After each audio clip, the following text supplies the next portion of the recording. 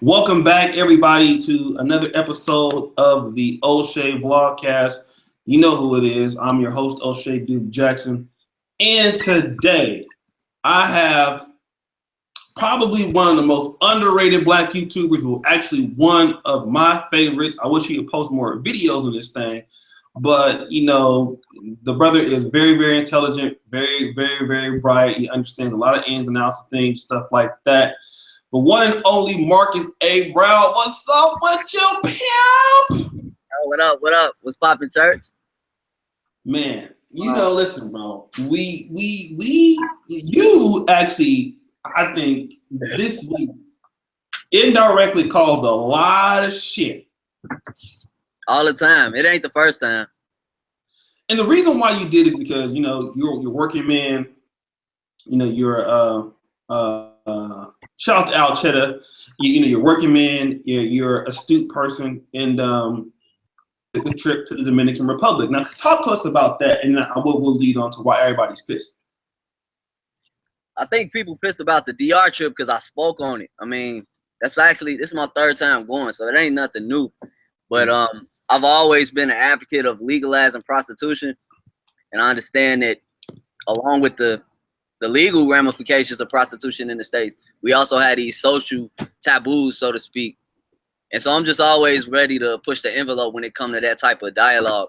And this time I had more of an opportunity. The first time I went, I was with, it's a good group of brothers, but everybody ain't trying to be seen out there like that. Me, I'm single, I'm a man going my own way. Don't really care how people feel about it. So I'm ready to have that conversation, but I don't want to inconvenience too many other people doing it. So the only reason this last trip caused a bunch of commotion because people got to see it. I've been talking this shit for the longest, but for those of y'all that follow my snap, like y'all kind of seen how lit it was. And that's what got people talking. What was it about your snap that got people talking, bro? The Snapchat, just the chicks. I mean, going down there, it's a vacation like any other vacation. You go down there, you embrace the culture. You know what I'm saying? You do shit that you do when you're on vacation, scuba diving, jet skiing, shit like that. But niggas think with they dicks, basically. And when they see a bunch of bad bitches, that's all it is, bro. The shit, pussy is pussy, bitches is bitches. But I don't typically broadcast like that. So for them to see that on my snap, it was just instantly, hey, bro, it's lit down there. What you doing? What you doing? And when I did the hangout with Solo, that's when I was able to just say it is what it is. And niggas who knew what it was like, thank you, bro. We trying to have this convo. And it kind of caused a rift between people who agree with it and disagree with it. What was it that they disagreed with? The fact that prostitution is legal in the Dominican Republic. Okay. That's not the only place. It's a lot of brothers on here. Like if you, this is not just the manosphere, but just the black travel sector of YouTube and the internet in general. It's a lot of brothers and sisters that advocate traveling to different places, but they don't really say exactly why. And what they like to do is create this image that, you know, all you got to do is be American and go somewhere else, and you just instantly live in this rap style lifestyle, which there's a degree of truth to that, but that ain't the whole story. With me, it's more like, if you ask me a question, I'm going to give you an answer. When Solo was like, bro, what you down there doing? I'm like, hey, some of these bitches, I just kick it with them. Some of them, if it's a bad bitch and I just want to, you know what I'm saying, throw a little something and smash and dash, that's what I'm going to do. So what were some of the negative things that you were hearing from some of the brothers, you know, because obviously you went out there, you was living in a nice, you was staying in a nice place. I mean, he was out there blessed, nigga. You know what I mean? Go ahead. No, you was doing it big.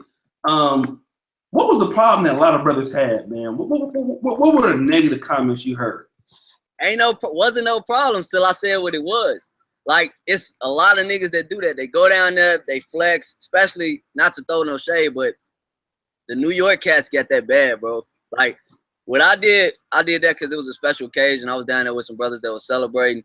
But you don't have to go down there and flex that hard. The villas, the jewelry, all that shit. Actually, this is still a third world country. That shouldn't get your ass robbed, or, you know what I'm saying? It ain't too much different from Chirac in the sense of ain't no lacking out there. But at the same time, like, that's what garners the attention of a lot of niggas that was on my snaps, that and the women. like I said, I ain't getting no negative feedback. I saw it in solo chat. I saw it in your chat, but people who know me and know how I get down, they just know that that's just Marcus. He just doing what he want to do. Mm-hmm. Now, I'm gonna come out on a limb and say that some of the people who was hating, right? Because obviously you was out there, and I made a video in response to the hate because you was out there, you got some prostitutes, you was doing your thing, or not. Well, yeah, I mean, you had paid for some pussy on the side. Let's just keep it where it was. Now, I actually seen them bitches that you was talking to, right? Some of them, yeah. I couldn't even I couldn't post everything I wanted to post. Yeah, you got the gist of it. I just got into that too, by the way. That's what I was doing. So the girl that was shaking her ass in the Snapchat video, you had put like a little, like some Spanish word about her booty. Remember I'm talking, you know what I'm talking about? Yeah, me gusta. Yeah, I like her ass. Did you hit that one? No, she was just a club girl. Like I said, it's like anywhere else, bro. You just go somewhere and enjoy yourself. I think a lot of times when niggas hear the word prostitution, it just set off this buzzword. It triggers them in a way where they think that every nigga down there is doing the same thing, or that every time you go somewhere, that's the situation. It's not. You can go down there and do whatever you want to do. And what I was joking about with Solo, what I was saying was, seeing as how that's part of the Dominican culture. That's not to besmirch them. That's just a reality. You don't have to go down there and be band bitches. We went down there, it was just chilling on the beach with a couple of girls. Offer them something to eat, or we'll just be in the club dancing like how you saw. Like I said, you don't have to do any of that. But if you down there, especially these niggas talking about spitting game and they PUAs and all that, you go down there trying to do that shit. First off, if you don't speak Spanish, if you don't speak the language, it's already that language barrier. That could work for or against you. But if you're down there trying to spit game in an atmosphere where motherfuckers is paying for ass, it's just you fighting an uphill battle. You know what I'm saying? You sitting there trying to talk to these bitches, and it's like a old ass Russian man walking around with 10 bitches on both arms. You either gonna get a program or you're gonna be feeling some type of way. But like I said, you can literally go down there and do what you want to do, long as you kind of respect the culture. So let me ask you this: did you see any brothers that was out there like, man, I ain't paying for no pussy, fuck that? I haven't seen. Go ahead, my bad. Yeah. I mean, like, was you with anybody who was like on that hype? Like, no, you ain't gonna see that down there. And that's the thing. Like, for the niggas that I'm not on here talking to you to try to convince niggas to buy pussy. Go tune to your regularly scheduled program. If that's that ain't you, don't do that shit. But when you down there, you're gonna be down there with other caliber men, people from all around the country, all around the world. And that's just a program down there. We late to that party. It's motherfucking Russians and Jews and all, like, people been doing that shit for the longest, bro. And sometimes you get backlash, not in person, but online, from Dominicans, whether they be native Dominicans or Dominican Americans. They feel like that's disrespecting the culture. I think that's a form of simping, because you more mad at the motherfuckers that's going down there to enjoy what's going on. You more mad at them than you are with the women. And they try to demonize the tourists for capitalizing off of that business, if you want to call it that. Right. But it's a two-way street, bro. It's a finesse game. You got dudes going down there getting finesse, and you got women down there that's finessing the dudes. It really depends on what type of person you are. Okay. So, I mean, let's be honest. The chicks that I know Solo was like, I don't pay for pussy. And no disrespect to Solo, right? I fuck with Solo too. But I'm going to put this out here. Solo say he doesn't pay for pussy, and he probably doesn't. But I'm going to go out on the limb and say that for a bad bitch, what was the range that you spent for the chicks that you got to fuck? Depend on what you want to do. Like I was telling you, you can fuck with a chick on some quickie, short term. They call it short term, long term. So short term could be something like 3,000 pesos or something, like Dominican pesos, which is like $60 or something like that. Mm-hmm.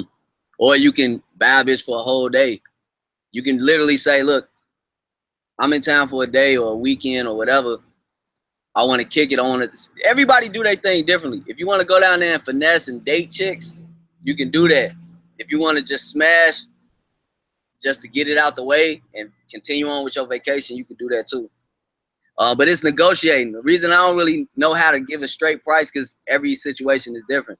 Okay. Usually you just make an offer, and if a chick gonna go for it, she gonna go. But if she feels that you some type of goofy, or if you coming down there like trying to flex, that's why I say the flexing ain't necessary. You don't have to do all that.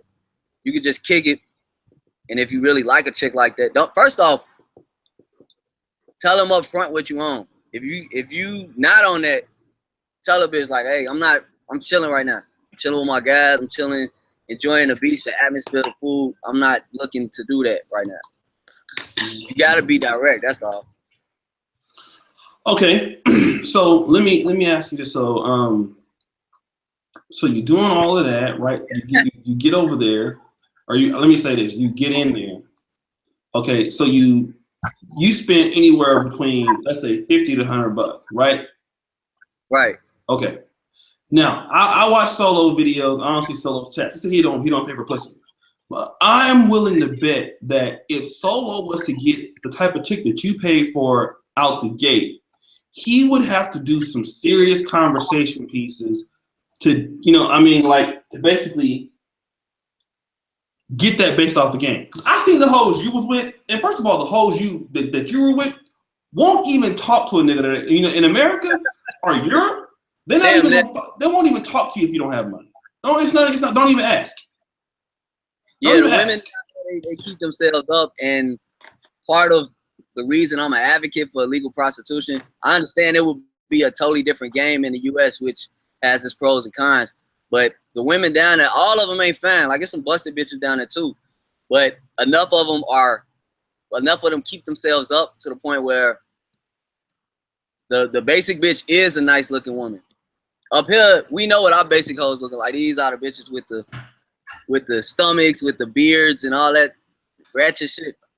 Like I said, there's some ratchetness down there too, but by enough of them looking decent, they become the basic bitch, if that makes sense. So I appreciate, I'm not saying these are my women and nothing like that, but the chicks you see me with, I enjoyed myself. They enjoyed themselves from as far as I know. But I consider them chicks to be basic. Them weren't the baddest chicks down there. Them just some basic chicks. But like you say, in the States, them will be your 9s, your 10s. These will be the bougie hoes that take the most game, that take the most resources, that take the most time and energy for any man to attract. And for the brothers to say, oh man, I still ain't going, that's your prerogative. That's fine. All I'm saying is it's an option, and I want people to actively have an open conversation about that. Let me talk about this, and back to that point. I made a video in response to your hangout and the criticism of it called "Walked in the Club." Hey, some brothers do that. That ain't necessarily what I did, but ain't nothing wrong with it if you do, bro. Like, long as y'all ain't out there falling in love and spending your rent money and shit like that. Because it's niggas that do that, and for them, man, they SOL. But yeah, I saw the video though. That shit was funny. Yeah, but my point was, if I'm going in for those of you know, this channel from like June the 6th, if you're not on my Facebook, June the 6th to June the 15th, I will not be posting videos. I will actually be in Kampala, Uganda for 10 days. Okay, so I just want to let everybody know that. I've been wanting to go to Africa for a minute. It's something I've been wanting to do personally. So I am taking a trip. But let's say if I wanted to go to a place like, let's say Brazil or something like that, right? And the only reason why I'm going to Africa is because of personal reasons. I've never been. This is a good time for me to go. I want to say I went to the continent to see some things about it. Now, but if I was going to a place like DR or a place like, let's say, Brazil or Bangkok, someplace like that. The sex tourism. Nigga, yeah, sex tourism. Nigga, don't you know? And this one thing I don't understand, niggas. Nigga, I'm walking in that motherfucker. If I'm y'all, nigga, I'm walking in that motherfucker, instantly start tricking. Nigga, I'm not wasting your motherfucking time playing with these hoes. I don't pay for pussy. Niggas be Google Translator and all that. Nigga, who got time for that? This is for niggas like, okay, when I was on that video, some of you niggas are so stupid. You thought I was talking to everybody. Some of you niggas is broke. You will never get a fucking passport. Okay? So those are probably the most people who was on that shit. Like, if you are a nigga who has never traveled outside the United States, I would never go abroad to get no pussy. You never go on abroad at all anyway. Yeah, you thank never you. Get out of state. That's a point. Look, you know what? That's a point I wanted to make, and I was just trying to be cordial about it. But you're right. A lot of niggas don't travel in general, so they don't even. All they hear is pussy because they think it with their dicks. I read some of the comments, and they was like, "Yeah, man, niggas going all the way traveling to get some ass." No, you travel to travel, bro. Right. You travel to experience a different culture, get the fuck away from the crib. All right, I want to get away from Chirac, so I ain't worried about getting shot at for the weekend, and just embrace a different culture, broaden my horizons, mingle with the locals, shit that you do when you're on vacation. And like you said, to your point, Oshay, if you're in an environment where the economy is different and that's legal, why not partake in that shit? Knowing that you have the option. Like I said, I ain't telling nobody what to do. I'm just saying it's an option, bro. I went down there, I had a good time, and I hate to say it, but you know, I make more money than a lot of these niggas. So I'm gonna think of this shit a little differently than the broke niggas. Niggas ain't got no business going out there spending their last. But if this is a vacation, enjoy your vacation. Right, and that's exactly what it is. A lot of niggas that be on there hating, you know, I'm not trying to say I'm the richest person, and I'm not. Trust me, you know, I'm not rich at all. Neither am I. But go ahead. No, but a lot of niggas is broke, right? And that's just what it is. I ain't going on there, nigga. You haven't even been outside of your fucking state, nigga. That's the thing, and like this is what I be trying to tell niggas, and this is one of the reasons why, you know, I'm gonna do some vlogging when I'm there in Africa and stuff like that. Nigga, anything that you want to do that is worthwhile in life, it costs money. This is the reason why black men are where they are today. You know, and it costs money to do shit. You know, like even when I talk about the Negro manosphere, right? And I don't get too many people talking shit about it. But, you know, I've heard other people, you know, complain about other folks. Why you asking for donations? Why you asking for this? Nigga, anything that costs worthwhile product costs money. If you want to deal with a fine female or a fine woman or deal with women who look very attractive, it costs money. Either it costs you and your appearance, keeping yourself up. It costs you money to live in a certain neighborhood. It costs you money, bro. It costs you money. Yeah, I've made that argument before. Some people get it, some people don't. But anything in life takes some type of investment, whether you invest in your money, your time, your energy. And a lot of times, this is prior to the DR trip, all that controversy, but I would have this conversation with brothers in general, and I would just ask them to think about prioritizing their time over this money. Don't be a slave to money, bro. This shit, it's storing your value, but at the same time, like, people get so obsessed with the thought of upping some money instead of upping their energy, upping their time, upping risk. Because sometimes you get free pussy and it comes with risk. You gotta dodge baby daddies. You gotta go fuck the bitch in a bad neighborhood. You gotta risk STDs, that was another argument I heard. You can catch something here, there, anywhere. You know what I'm saying? So it's a matter of like understanding that everything is gonna cost you something, and just making up your mind what you willing to pay. I'm not willing to sacrifice my time spitting game if I'm just trying to fuck. Now for the PUAs and the people that's teaching brothers how to spit game and be more charismatic, I fuck with them. I rock with all of the brothers that spitting game because there's a time and a place for that. My position is, if you're doing that to build a meaningful relationship with a woman, then cool. Even if you just want to be friends. But if you're just trying to fuck, just get the shit out the way, bro. Just go bust your nuts on the baddest bitches you can fuck and get back on your business. All that game shit, I would rather spend that time and energy on learning how to negotiate or learning how to improve my business or build on my skill set so I can make more fucking money to fuck more bad bitches. Have I choose to do it? You're just being 100, G, because like I be trying to be politically correct and not offend niggas, but it seemed like that's the only way I could say the shit where it really resonate with people. If y'all niggas want to stay out here hollering at these potholes with game, then go ahead. But like I said, it depends on what you want to do. If you wasting all that time just to fuck, that's a waste of your time. That's a waste of, honestly, it's a waste of dick too. You could be dumping that dick in badder bitches other than these potholes that y'all got for the quote unquote free. Shit ain't free, bro. Shit Let me, ain't free. Go ahead. Yardy Moyes, thank you, bro, for the super chat. I see my man Darkman Jeff in here. My man Ronald K. Armstrong, man, your article is really taking off on the Negro Minister. My man Megatron from the D. He's in here. Man, hey. I gotta get Megatron on here one day, man. I love that name. First time you said that, I didn't know that was a real person in the chat. Yeah. So that shit stuck in my head every time I see that nigga. My nigga Megatron. Megatron in the house. Like I said, Anti-Gravity, what's up? 007 Brad, Edward Anderson always participating. Again, KJ Little John, that's my dude right there, Wavy. So like I said, bro, let me tell you guys something, and I'm gonna get back to the interview. Dark Man 60, what's up? You know, the thing about it is, like, for example, like shout out to the, you know, there's a group of brothers that's been going to Brazil for a minute. And that is you know, Charles Tyler show. What up, Anti-Gravity? Thank you for the donation, man. So these dudes, like Charles Tyler has been going to Brazil, like he went like something like 20-something times, something crazy like that. But the thing about it is, like, you guys don't understand, when you travel different places, you understand different parts about an economy that you don't know when you're home. Like, for example, me coming to Poland has been the best thing that I've ever did.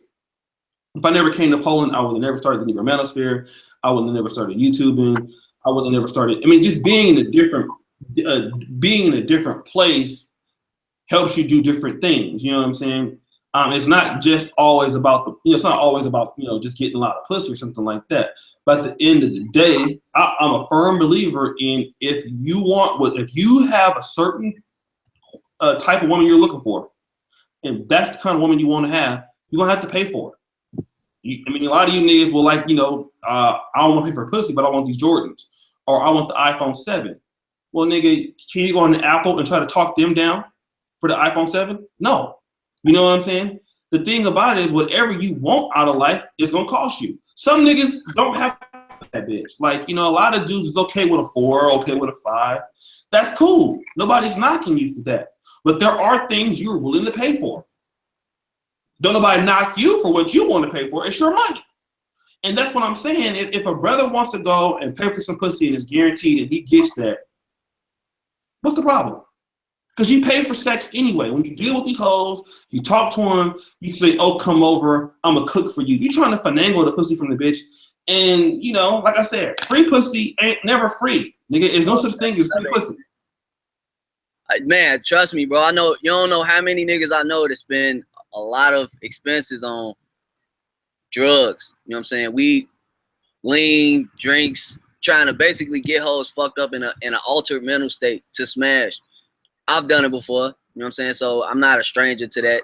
But that's still an expense. You know what I'm saying? You're still paying something. And this is another thing, that a way that I would like to present this argument. In America, we got shit where you could pay to get blue balls, you just can't pay to fuck. You know what I'm saying? You could pay. Say it again. Balls. You could pay to go home with no action, but it's illegal to just get that nut off. You know what I'm saying? You could pay a stripper. You can literally go to the club, throw money at a bitch that you're not gonna fuck. You can pay her to get naked and not fuck her, but it's illegal to fuck. You can pay to fucking fuck a bitch on camera, pornography, but you can't pay her to just fuck her off the camera. You know what I'm saying? I could go pay to get a massage, but I can't pay for a bitch to massage his dick. Like, what type of sense do that make? To an extent, that's a first world concern. Like, I know Amsterdam and Frankfurt, Germany, they got legalized prostitution. And the thing that comes with that in a first world country is it's gonna be regulated. So, you know, you'll deal with taxes and fees, and a good element of that is, I'm sure the women will be more protected in the States, and they'll have to go through STD screenings and shit like that. The DR and Brazil and all that, you just know it's available there. I'm not saying it's the best, but one part of the reasons I'm in favor of prostitution It's not so everybody can pay for pussy. It's to change the dynamics of the dating market. All these bitches out here, they act so bougie because they know niggas is thirsty. If you can't get no ass because you got to spit game, you got to be the right height, you got to be the right person, you got to say the right things, you got to wear the right clothes. Too many requirements to just fuck a bitch. Well, if you take all that out of the equation, then it's like, all right, well, let me just go pay this bad bitch. I'm going to bust all type of nuts, go drink some coffee and finish writing my book. You know what I'm saying? That's more productive time. That's more shit I could do with my time. And when you take that away from the females out here, they lose, not entirely, but they lose a part of that entitlement that they have. And for y'all niggas that want to just spit game and y'all don't want to pay for no ass, that's cool. I actually think that prostitution will make it easier for y'all because all the bad bitches gonna want to get bought out. They might have babies with you, dirty dick riding nigga, but they gonna be out here selling pussy. And for the average hoes, y'all can spit all the game y'all want to them. I don't know if that makes sense, but I've studied this shit. I've seen how it works in different economies, G. The U.S. Let me ask you this. got women on too high of a platform, and they need to knock that shit down a notch. And I believe that. Go ahead. A guy made this comment, right? Rob Marsh, shout out to him. He says, I don't pay for pussy. I'm just saying, why claim that you're righteous? Who the fuck said they were righteous? I mean, again, hold on. Let's stop the show. You want to ask? You want me to answer? No. I'm going to let you answer. Let's stop the show. Stop the show. This is what I'm talking about. Dumbass comments. Clips or organ. This is going to give me about 5 minutes for this nigga. I got to handle this nigga real quick, okay? I don't pay for pussy. I'm just saying, why claim that you're righteous? What the fuck is this nigga smoking? Did you say you're righteous, Marcus? Nah, I ain't never said that. And I never. Did you hear me say that? I never demonize spitting game to hoes either. Like, whatever nigga. All I want to do is create a platform where men have options. With y'all dick policing and saying that, you know, this is a bad thing, y'all telling niggas what to do. This is the manosphere. We done took the red pill to not be shamed by bitches. So I'm not finna take no red pill to turn around and be shamed by some dick policing. Exactly. Let me respond to this dude. Claim that you're righteous, then you literally have to pay to get pussy. You simply make yourself a simp and a trick. Do you know what a simp is? Hold on. Do you know what a simp is, Rob? Do you know what a simp is? What is a simp? Because see, this is what happens. You know, when you get dudes who don't really know what a simp and a trick is. What is a simp? A simp is a nigga that's going above and beyond to get some action that he not gonna get. You're gonna get friend zone, you're gonna invest more than what you get out of the deal. And quite frankly, like a simp is a man that nobody respects, men or women, and he don't get what he want in life. Right. He sacrifices everything and gets nothing. Okay, so this dude Rob Marsh says literally, I don't talk to a certain chick for months, and she still texts me wanting to suck my dick, no money. That bitch probably is not that. She probably not that fine, no nigga. We're not talking about the 3 or 4 or birthday down the fucking street. We're not talking about that, nigga. That's the part. We're talking about a once in a lifetime bad bitch that is a fucking 12, nigga. Ain't nobody simping if you fucking a fine ass bitch for 40 or 50 bucks, fool. That's not simping. Even Alan Roger Curry, talking about Alan Roger Curry said he paid for pussy before for a bitch that was too so fine in a different country. Now, you definitely ain't Alan Roger Curry, nigga. You definitely don't got. I know you're not gonna call Alan Roger Curry a simp. I know you're not gonna call Tom Likas a simp. Tom Likas said he paid for pussy before. He admits it. So how you gonna call them dudes a simp? You can't call Tom Likas a simp, bro. Come on. No, that's just. I mean, that's a typical response. It's a shaming tactic. Typical dumb niggas. Yeah, niggas, dumb bum ass niggas like this. I'd have kicked that dumb ass nigga out of my goddamn chat for being a fucking lame, nigga. Don't you come in here trying to shame a nigga because he went over there and saw something he fucking liked. That's like me saying, oh, nigga, you want to buy a TV? Yeah. How much you pay for it? $50. You're a simp. You bought a TV. Oh, really? You bought a memory card. You a simp. Nigga, hey. Oh, man, shut the fuck up, nigga. Please, go somewhere with that. I don't give a fuck if you tell what you tell your daughter. Whatever the fuck, that's your daughter, nigga. That's cool. Tell her what you want. But you're not going to be in here trying to clown a nigga because he went and was on a vacation and saw a bad bitch that you can't fuck. Hey, it's all good. Without having to pay. Nigga, please. It's niggas like you that make this goddamn shit what it is. You sorry, motherfucker. Shut your punk ass up, nigga. We all get. Hold on, man. Wait, Mark. Let me get you niggas coming here all the time trying to shame some goddamn body like you know what the fuck you talking about, nigga. You ain't made in this motherfucking shit, and you ain't no goddamn voice in this motherfucking shit. Shut your punk ass up, nigga. You probably ain't even been no goddamn place. Nobody even know you, nigga. Talking that motherfucking shit about what somebody is thinking they're doing. This is exactly why the goddamn men can't stick together. If you think a white man will tell another white man, oh, you wouldn't fuck that bitch $50, you ain't take on a date, you ain't gonna do no text messages. Man, fuck that. We're talking about being in a goddamn country where the bitches don't speak English, fool. What the fuck? You want to go ahead and Google Translate to some goddamn bitches? You're a fucking clown, nigga. My bad. Go ahead. Hey, everybody get entitled to their opinions. It's all good, G. Like, for the brothers who've been down there, we don't really argue. I mean, y'all can feel how y'all want to feel. I know how many bad bitches I done fucked down there. I know how easy and how stress-free the shit was. And I know how relaxed I am when I come back to the States. So, like I said, I date women out here, too, not looking for a serious relationship. And that's where that part I think niggas would try to say I'm a simp on. Because I actually respect women's time as well. This is the thing. If y'all want to spit game, bro, my question is for what? If it's to smash, then y'all wasting y'all time and other people's time. But if it's for a meaningful relationship, then I understand that because it takes charisma. It takes some type of, humor, sense of humor and swag about yourself to stimulate, to create attraction. So that's why I say it's still a place for the PUA rhetoric, for the brothers that want to teach y'all how to spit game and get y'all shit together. But for me, I'm just on some Rockefeller shit. I want to get bread and control my own atmosphere. And whatever I want, I know where to get it. You know what I'm saying? With the women up here, I have female friends. I've actually friend-zoned bitches. I've never thought I would do that shit. And the reason why is because I'm not thirsty. I'm not thirsty for no bitches overseas. I ain't thirsty for no bitches here. It's just food in the fridge. I know it's available. I know where to go if I want it. And the fucked up thing about it, like it just kind of takes away the whole thirst in general.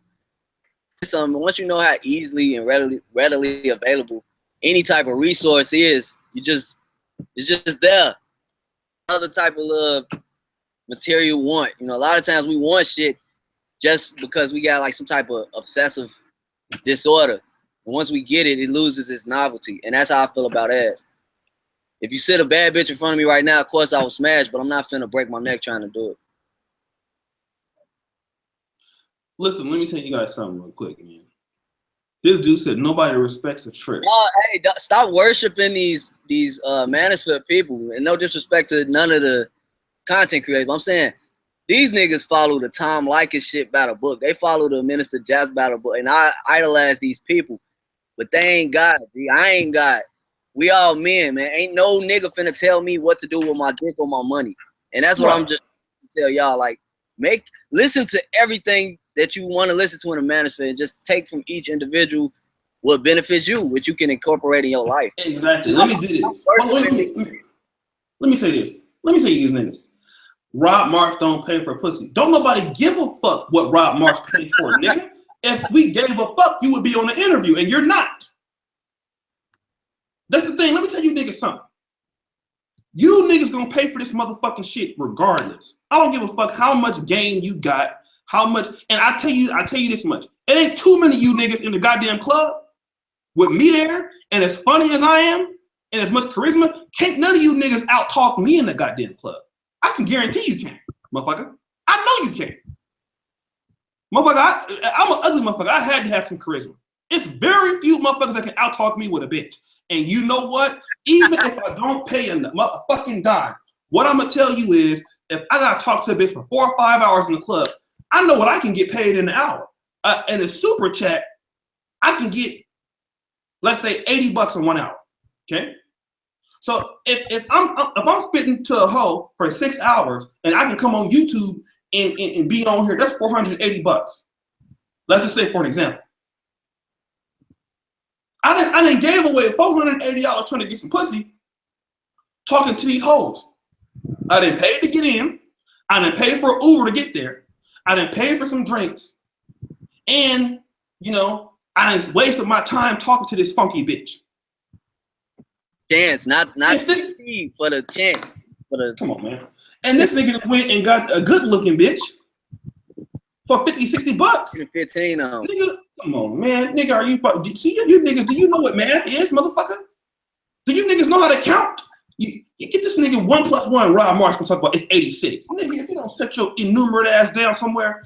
All right, y'all. Let me do this.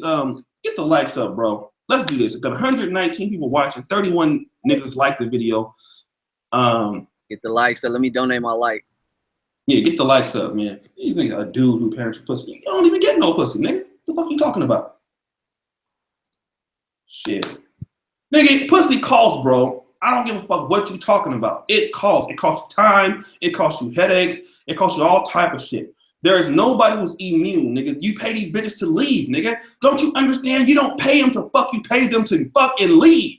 That's what I was saying about the economics of sex or just the dating market in general. Like, when women, my female friends, for example, they know how I move. They know I went down there and smashed the shit. Like, if a female know you can just do that shit with ease, then they're not finna play around with you. And that's kind of how it goes down there. That's slightly different because you can see the American influence in the DR, places like the Dominican Republic. You can see where some of the chulos down there try to pimp the brides. You can see where the chicks had a baby. It's a lot of single mothers down there too. That's another epidemic going on down there. But in regards to just wasting your time over trying to smash, if you're in an environment where your nigga could just go smash a bitch, like for these bitches that's out here like playing with the pussy, they like, oh man, my head hurt, or I don't feel like it. No problem. I'm finna go get me something to eat and smash a bitch. I'll be right back. Like, imagine an environment like that. People don't really play with you. They don't play the games because they know that the thirst ain't there. You can just walk down the street and fuck a badder bitch. You know what I'm saying? Now, again, I'm not telling y'all to go out and buy pussy. I'm saying that when you legalize prostitution, it changes the dating game. It changes the dating economy. And I think part of the reason a lot of the PUAs or the people who say I'm never paying for ass, they feel like that's a personal attack on them. Ain't nobody telling y'all to buy no pussy, bro. We just saying that this is an option. But what it does, it changes the way women act when it comes to giving up some ass, and it changes the way that the men can manipulate other men, because y'all got a lot of thirst. And I know this from experience. Like, these PUA circles, it's a lot of guys who got their resources right, but they may be socially awkward, or they may be ugly as fuck, or they might have some type of hump they got to get over to have this luck with women. So the PUAs capitalize off of that. They have all these dating shows, and they call in and pay me this type of money for this type of train and all that goofy shit. If a nigga could just go pay and fuck a bad bitch, all that shit is out of the equation. So that put a lot of these game spit niggas out of business. So I understand that there's an incentive for them to shame this type of behavior. But it's the world's oldest profession. The shit is going on outside of America. It's places like America and all of these super feminized towns and jurisdictions that shame this shit, because it affects everything, bro. It affects the dating game. It affects the marriage game. This shit just have a domino effect. Let me do this. I'm gonna shout out to hold on a second. You're echoing. Yeah. Okay, so I just muted you real quick, and then when you come back on, just take yourself off mute. Let me give a shout out to Theron Williams. I'm like, bro, Theron, man, like, he does so much on this damn channel. I'm like, dude, let me order some shit for again. I'm like, bro, I'm just trying to shout out to Theron, man. He always supports the show, supports the channel. I appreciate him. He got some shirts coming out. He just designed. So ordered one for my brother. So you brothers that are truckers out there, yeah, this nigga won't even give me a chance to pay this shit back. But Chunk Pal, one up on this. Let's hear some of these Chunk. Shout out to JPV. You'll be on tomorrow, man. Like, Rob Marsh, you ain't got no fucking. You got some motherfucking food stamps, nigga. You ain't get no damn stamps, no damn passport, food. You ain't been no goddamn where. Shout out to JPV. Let's hear some more of those roasted sessions. Again, get the likes up, you guys. I want you guys to subscribe to my man Marcus A. Brown. You know what I'm saying? Marcus Brown, man. He's like really good. I'm hopefully he can start making more videos, man. because he's really got an interesting kind of a channel. It's the MAB experience. Brothers, go in the chat. You guys subscribe to my man Marcus Brown. We're gonna ask some more questions. My man was driving his truck today and decided to come through for an interview. Like I said, if you guys want to ask questions to him about the DR experience, do so, and I'm gonna ask him some right now. Subscribe to Marcus Brown in the comment section of the chat, and if you can, go ahead and comment and say subscribe. But let me get back to my man Marcus A. Brown, man, the legendary Marcus Brown. Okay, the MGTOW, bro. Let me. So when you first came to the DR, right? This time, did you fly into Puerto Plata? Yeah, that's what we flew in, Puerto Plata. Okay. Now, how much did it cost for you to get to your hotel and shit? We rented a villa. It was 7 of us all together. Shit, the flight. I'm coming from the Midwest. I'm coming from Chicago, so it cost me like $860 just to get there. A lot of times when you go, you'll see a lot of East Coast brothers coming from like Jersey, New York, Miami, because the flight's a lot cheaper for them. But yeah, for me, that cost $860 to get down there and $500. It was 7 of us put up $500 each for the villa we had. It was a 7-bedroom villa. Damn. I got the screenshot on now. I don't know if y'all can see it, but this was my Snapchat compilation. This is some of it that me and Solo was talking about. Can y'all see that? Hell yeah, I can see that shit. All right. Well, yeah. I mean, yeah. You don't have.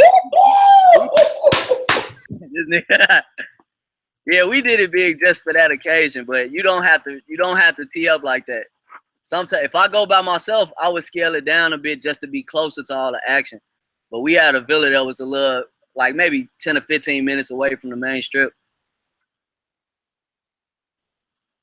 Okay, everybody see that? Yeah, we're gonna keep doing this, man. So, all right, what I'm looking at right now, right? That chick right there in the background. Okay, where did you find her? Did you smash her? Let me see what y'all looking at. You talking about Shorty with the blonde hair? That's twerking you right now. That's hella thick. Yeah, that was the first chick I linked up with down there. You smashed her? Yeah. Okay, how much? Nigga smash. She has feet in the sandals, nigga. But so how much did she charge you to smash? $60. $60 for her. Go back to her. I just want to go back to her. If we can go back to that girl that was twerking on you, that was looking yeah, real thick. Oh, damn, there was some more right there. Oh, like for example, Shorty right there, we were just chilling on the beach with them. Like I said, you don't have to smash every. A lot of niggas think you finna go down there and be just going nuts, and some people do that, but no. Where you meet this Shorty at? That one right there. Where'd you meet her at? Them was 2 cousins. We was just chilling with them on the beach.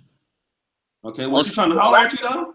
When you go down there, you either gonna be chilling on the beach, like Sasua Beach, or the main strip, Pedro Clasante. I don't know if I'm pronouncing it right. Or what else? Classicos. That's like the most Americanized club down there. Everybody goes to Classicos when they in the DR. When they So this one right here, right? This one in the blonde hair, right? So this chick, how did you pull up on her? How did you pull up on her? Some of the guys, they know chicks down there already. I had contacts from the first time I went down there in 2014. I don't really contact old hoes, but one of my guys had contacted some girls that he knew, and he said, bring some of your friends through. And out of the friends that he brought through, I just saw her and instantly was like, all right, I'm finna chill with you for the night. Hold on 1 second. I gotta go back to that bitch again. Nigga, I would have walked in the motherfucking club. What am I gonna say? And instantly start what? That's your instantly started tricking. Instantly, nigga. It wouldn't have been no thing, nigga. If I was one of y'all niggas, so Ron, like, nigga, we would have walked in that motherfucker, boy. It'd have been. I fuck with her vibe. Like a lot of times I go off the vibe of the chicks. I ain't expecting no hoes to sell me love and nothing like that. But at least sell it to me. Like y'all gotta listen to that Patrice O'Neal interview with Howard Stern. When he was saying a motherfucker could really sell you the experience. Yeah, I heard that. Yeah, these hoes ain't your girlfriend, ain't your women or nothing. Some dudes go down there and fall in love. I'm not looking for that. I just want you to show me a good time. And part of what I look for is looks, and part of what I look for is to be around me. And like I said, some of these chicks, well, some of these dudes down there, they like Russians and older guys. These are older retirement age people. So it's suitable for them to be down there. But for like young brothers, money that's traveling, enjoying themselves, the chicks are usually happy to be around them type of dudes because it's better than just being around some old farts and shit. Yeah. So these little ATVs you guys are pulling up on right there, how much are those to rent? We paid $80 each for that. It was like a ATV tour. Okay. It's about 3 or 4 hours. Like you're gonna get your money's worth because they're gonna have you riding around everywhere, like the beach, the trap, the fucking expressway. Like you're gonna be riding around. Hold on one second. I'm about to tell my girl we going to Puerto Plata. I don't know. She going to fuck it. Yeah, but it's like $80. You ride around for a few hours. They make you stop at different stops to like look at the beach, get something to eat, get something to drink. Damn, I want to go. That shit is dope, bro. I mean, it's like I was saying, you go on vacation to be on vacation. You just don't go down there just to be buying bitches. But that's the first thing niggas hear. So that's all they hear is just thinking with they dick, like, oh, niggas just traveling to do that. And it's just there if you want to participate in it. You don't have to. I believe that's the same way Brazil is. I haven't been, but I believe it's the same way there, same way in Colombia. And like it's other shit to do, and everybody go for different reasons. But just knowing that that's available, it takes a lot of the anxiety out of niggas. Yeah, you can enjoy yourself. Yeah. You know, you ain't gotta worry about the stressors. I gotta get dressed up and go to the club and holler at some hoes. Let me ask you this though. How much cash did you take down there? Like US dollars? Like how much US dollars did you take? I had $700 US. And you can like if you hit up an ATM or something, they'll convert it to the Dominican pesos too. Okay. So did you spend the whole 700 USD when you went out there? Just about, yeah, because that was my budget. I went there looking to spend that much. Okay. So how much did it cost for you to get into the club and shit? That's like $5, bro. Like $5 US. All right, so like $5 US. A lot of them are free too. Like a lot of the bars, they free. It's just classic. Oh shit. That's just classic cause it's $5 US. So Classicos $5 US. Do they have the best looking chicks in Classicos? Yeah, everybody, trust me, bro. Everybody in Classicos. Okay. And you know, it's a big debate about that if you look at different forums. Some niggas like getting there early because they feel like you got to get the bad bitches early. Some people just show up, you know, with the US way of thinking, like, yeah, I'm gonna just show up when I show up. It's like any other club. It's like any other club.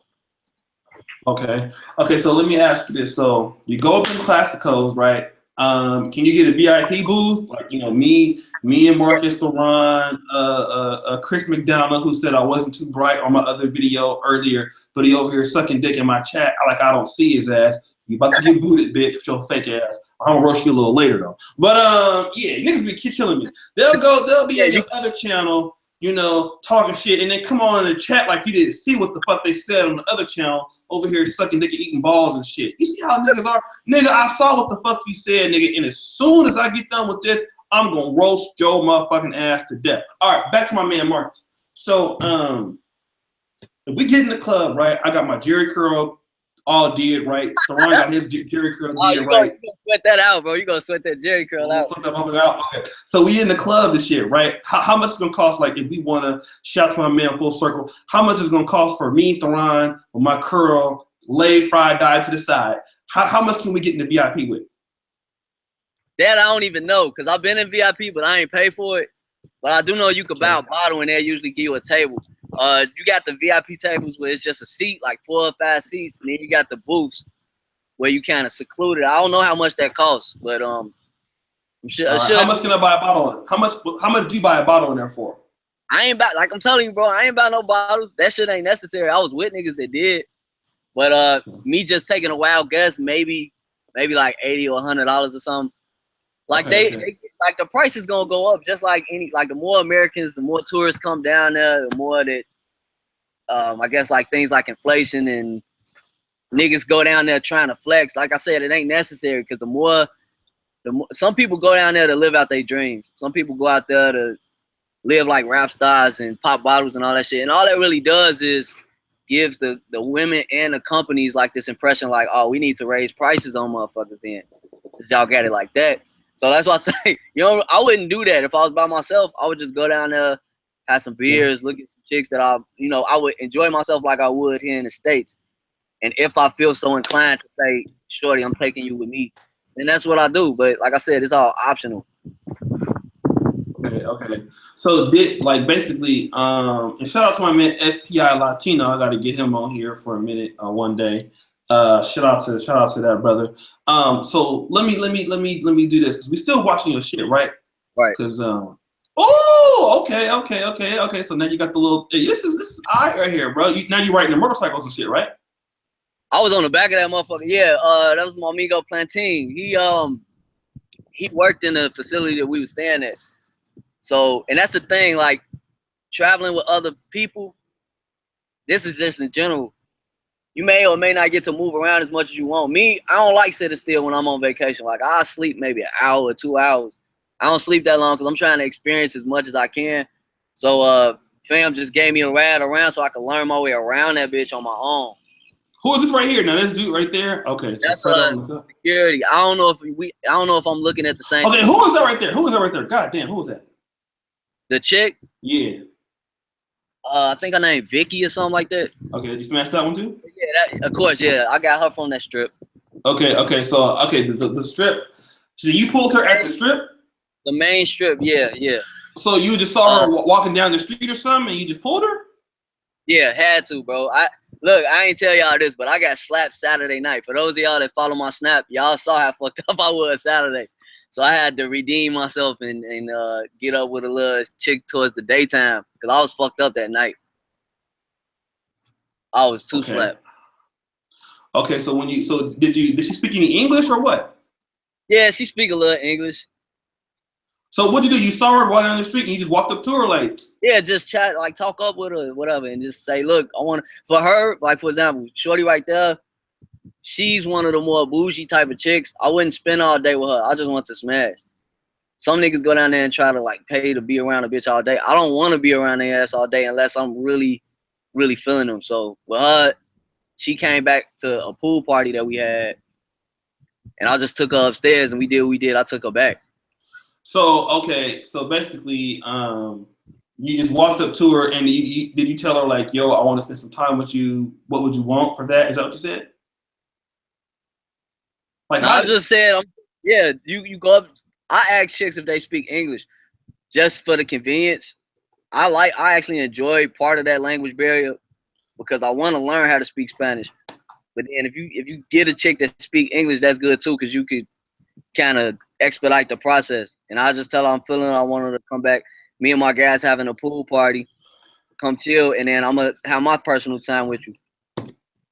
Now to show you how stuck up shorty was. She came to the party, but she didn't want to get her hair wet. That was one of them. And that was a hair hat too. So hair hats do exist in the DR. Like all their ass ain't natural. But like you said in the beginning, if a bitch like that bad, I'm just like, you know what? Let me just get this real quick, just for the hell of it. For a sports fuck. And that's what that was. How much was that? $50 US. Okay, so did you ask her like in the first 5 minutes, like I'm trying to spend $50 with you? Yeah, no, I say I'm coming to a pool. Like everything is kicking it, and you're compensating people for their time. So I would invite a chick to a party or a gathering, whatever it is that we're doing. And if she's a working girl, like if she not a working girl, then she may just come just to chill. But if she is working and I'm on some thirsty shit, then I just make an offer, and if we negotiate, and we come up with a price. And did you have a threesome? You had a threesome? That picture y'all looking at is from the first time I went down there. Yes, nigga, the first time I went down there, I was extra thirsty. The first time, I ain't that thirsty no more. But the first time I went down there, I had the pictures y'all looking at now. That's from my first trip down there. That was in 2015. Okay. And how much was that threesome you had going on right there? Now I'm gonna tell y'all a mistake I made. That threesome was in US dollars like $200, so it was basically $100 each because I kicked it with them bitches all day. They was at the crib all day. I don't like doing that no more. Part of the reason I did all day, like I said, I was new to that experience. And when motherfuckers told me that's how easy the shit was, I was like, oh yeah, let me get you and you. I jumped down on the first chicks that I saw. You don't have to do that, because what's gonna end up happening is you're gonna run into some mediocre chicks, and they bad to you because you new down there. But as you spend more time, you'll be like, damn, it's much more. You know, you could have got more for your bread or whatever. So I ain't know no better. But a lot of niggas do that. Can you hear me? Yeah, I can hear you, man. A lot of niggas do that when they first get down there, because it's like it's a new experience. It's a culture shock. That's what I was trying to say. Yeah.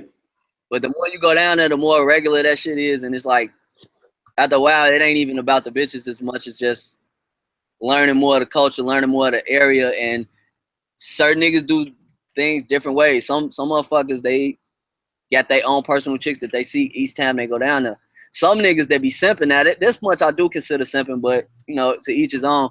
Some motherfuckers fall in love with bitches, and they be down there sending them money. They get back to the States. They want to save hoes. They want to bring them back to the States. They want to send them all type of Western Union. You got what we call Western Union girls. You'll go down there and you'll see like this long line of chicks, and they got either niggas sending them money or maybe family sending them money. I don't really encourage that, but it happens. Yeah, it happens. But yeah, just go. If you go down there, like, it affects different niggas differently. Some motherfuckers go down there, like I said, they fall in love and they lose control of themselves and they just simp all the way out. Some motherfuckers go down there, get their rocks off, they come back to the States refreshed, ready to do business. Right. It, you know, who you are, like how it affects you and shit. For me, it just kind of, it was a culture shock at first, and now it's just like nothing new. If anything, it make me want to travel more just to experience different. It's formed. Let me say this too, because I don't want y'all to make me the motherfucking ambassador of this shit. Like, it's channels.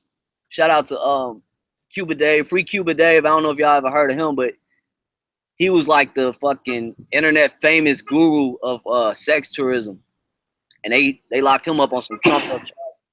Damn. Costa Rica. Yeah, bro, because his channel was so big. Like, just Google Cuba Dave. This man was so big, bro, because he laid out like very detailed descriptions of different places to tour and, you know, embrace that type of culture, whatever.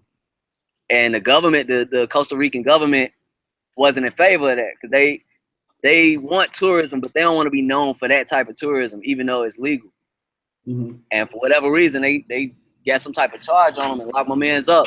But you got other channels like trying to think, Gringo Tour. Hold on, let me. Yeah, right, that black dude. I heard him with a real deep voice. His brothers too down there that like, yeah, Gringo Tourism Blog, Cuba Dave, Educated Traveler, Hobo Traveler. It's a brother that bought property down there named Taylor Made Dreams. Yeah, now, black dude. Yeah. Now, Taylor Made Dreams, he don't talk about bad pussy and shit like that. He's the person you go to if you want to learn how to invest and buy property down there or possibly relocate. He kind of like the Charles Tyler of the DR, because he ain't advocating the paying for ass and shit. He's just telling you how to get out of the U.S. But yeah, I ain't the fucking, don't make me the the guru of this shit. I'm still learning. I think motherfuckers just tuned in to me because I was openly speaking on what I was doing. There's a lot of brothers that been down there for years and they just give this illusion that they just that nigga, and it's like, nah, fam. Anybody could do this shit. Anybody can do that, and it ain't that deep. So the chick, so you had to pay her. Did you pay her in U.S. money, or you paid her in pesos? Either or. If you have Dominican pesos, you can negotiate a little better. It's almost like dealing with the weed man or some shit. Like, you're not gonna get a man like $25 or $30 for some shit and expect change. Like, if you got Dominican pesos, you can negotiate. You can get an exact price, as opposed to, my bad, with U.S. dollars, y'all kind of just rounding everything off. Right. Let me ask you this: like, when you were at the exchange, where did you exchange money at? Like, did you do it at the airport? If you're doing, now I'm gonna say this. Never do it at the airport. If you're exchanging your funds, if you're exchanging your money in the U.S., technically it's not legal to import Dominican currency into the Dominican Republic, but somehow, somewhere it happens. So I ain't saying do it. I ain't saying do it. I'm just saying it happens. But you may pay more of an exchange rate doing that. But you could go to currency exchange, not the Western Union currency exchanges, but actual currency exchanges or banks that transfer your currency.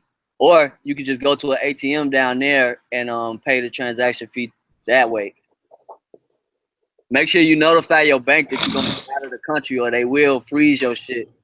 Because they'll be thinking like, this nigga stay in Chicago. Who is doing this in Dominican Republic? So make sure you keep your financial institutions up to par. Okay. Also, let me do this real quick, man. I want to give a shout out to my man, formerly known as AON 2013. But the new name should be like Darkest Black Knight, I think. He changed his name, man. But it's the big bro from Britain, but he lives in Atlanta. Man, he showed me some pictures of some bad females too from the DR, and wow. I mean, it's on the same level of what you're showing right now. So I guess what I want to ask is this also, because we got a lot of people watching now, 139 people watching. When you were in the DR, what was the food like? What was the service like? How did people treat you? All that stuff. Yeah, I'm glad you said that. The food is good. You want to be careful with the tap water because their water is not as filtered as it is out here. Also, the parasites and shit. Like, it's parasites in all of our water here in the U.S. here. I mean, down in the DR, all that. But our bodies are accustomed to whatever is in our region. So you may not be sick, like you ain't gonna die or nothing, but you might fuck around and get diarrhea if you drink the wrong shit or if your food ain't cooked as properly as it should be. But other than that, the food is good, the people are good. Look, I want to say this too, because on your last chat, the brothers that feel different types of ways, they don't bother me. The niggas that trip me out is the Dominican simps. And these are not people that I experience in person. The Dominican people are cool as shit down there, bro. And a lot of their culture remind me of black culture, like African Americans in the States. So I admire that about them, and I can relate to them with that. But that dude, I can't think of his name, is Danzo something. I know everybody in the chat know who I'm talking about. This is a simp ass color struck Dominican dude. Now there's Europeans that make the same type of videos that we making right now. This dude will get on a chat and just dick ride and just glorify white people that are interested in Dominican women, whether they want to wife them, whether they want to go down there and fuck them or whatever. This dude has nothing negative to say about that, but he got this issue with black people, with minorities, doing the same shit that, like I said, these white boys been doing that for the longest. I'm not mad at them for doing that, but the Dominican people in person that I've experienced, nothing but good experiences.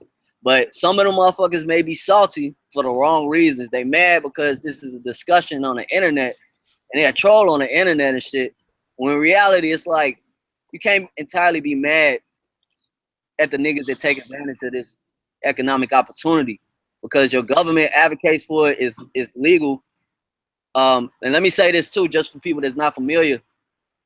Prostitution is legal in the DR, but pimping is illegal. So a bitch can sell herself, but it's illegal for people to, like sex trafficking and shit like that. Also, make sure she over the age of 18. Your ass will get locked up for fucking with some minors. But, the Dominicans are good people. They got their issues and their problems just like we got our problems. But yeah, other than that, man, like it's interesting. It's a culture shock. I would say if you go for no other reason, enjoy the weather, enjoy the people, because they are good people. And you'll see some crazy shit down there too. When you come back to the States, it'll give you a greater appreciation for actually being a citizen of the US. That's my experience, because, man, like, niggas think they got it bad out here. They ain't seen no poverty until they been in a rut like that. Between the Dominicans and the Haitians, like, there is a struggle. You'll see a struggle down there that you won't see up here. Mm-hmm. Okay. So let me ask you this, man. For knowing what you know as far as a budget, and you've already out there and spent. Let's say if you were going to Dominican Republic for 7 days by yourself, how much money would you take or would you need?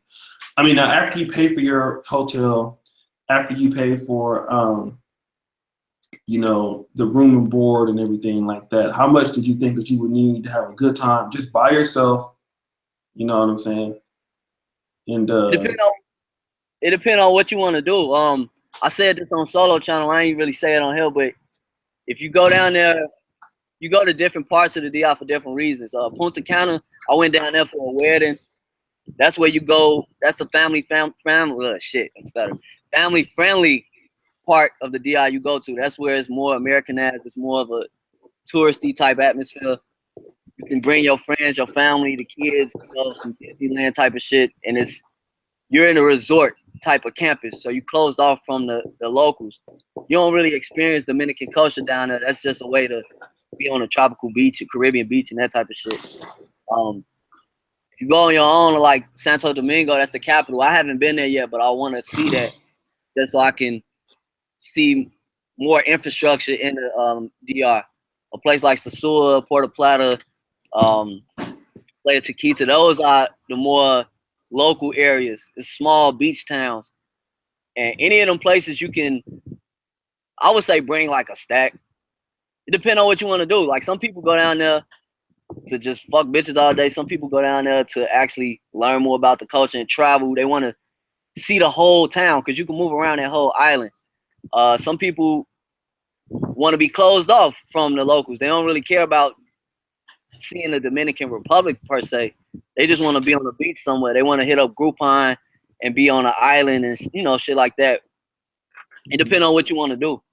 Okay, let's say if you're doing it the Marcus Brown way, you want to go out there, you want to party, have the bad ones like you got. How what would you do? Like, what would it if I went on my own, because I plan on going on my own again. Each time I went, it was for different reasons with different people. So when I go on my own, of course I go to Sosua to be ratchet. I check out Santo Domingo to see more of the infrastructure and be around a more westernized atmosphere, because a lot of the English speaking population is in Santo Domingo. Okay. I would want to do the typical excursions, the MAB experience type shit, pet some dolphins, jet ski and shit like that. And that's typically stuff I have to do by myself because not everybody want to do that. Okay. Check out some museums or something. Like I would actually move around like I did in other places where I travel. Mm-hmm. So what would you think would your budget need? Oh, you have the pesos in your hand right there, right?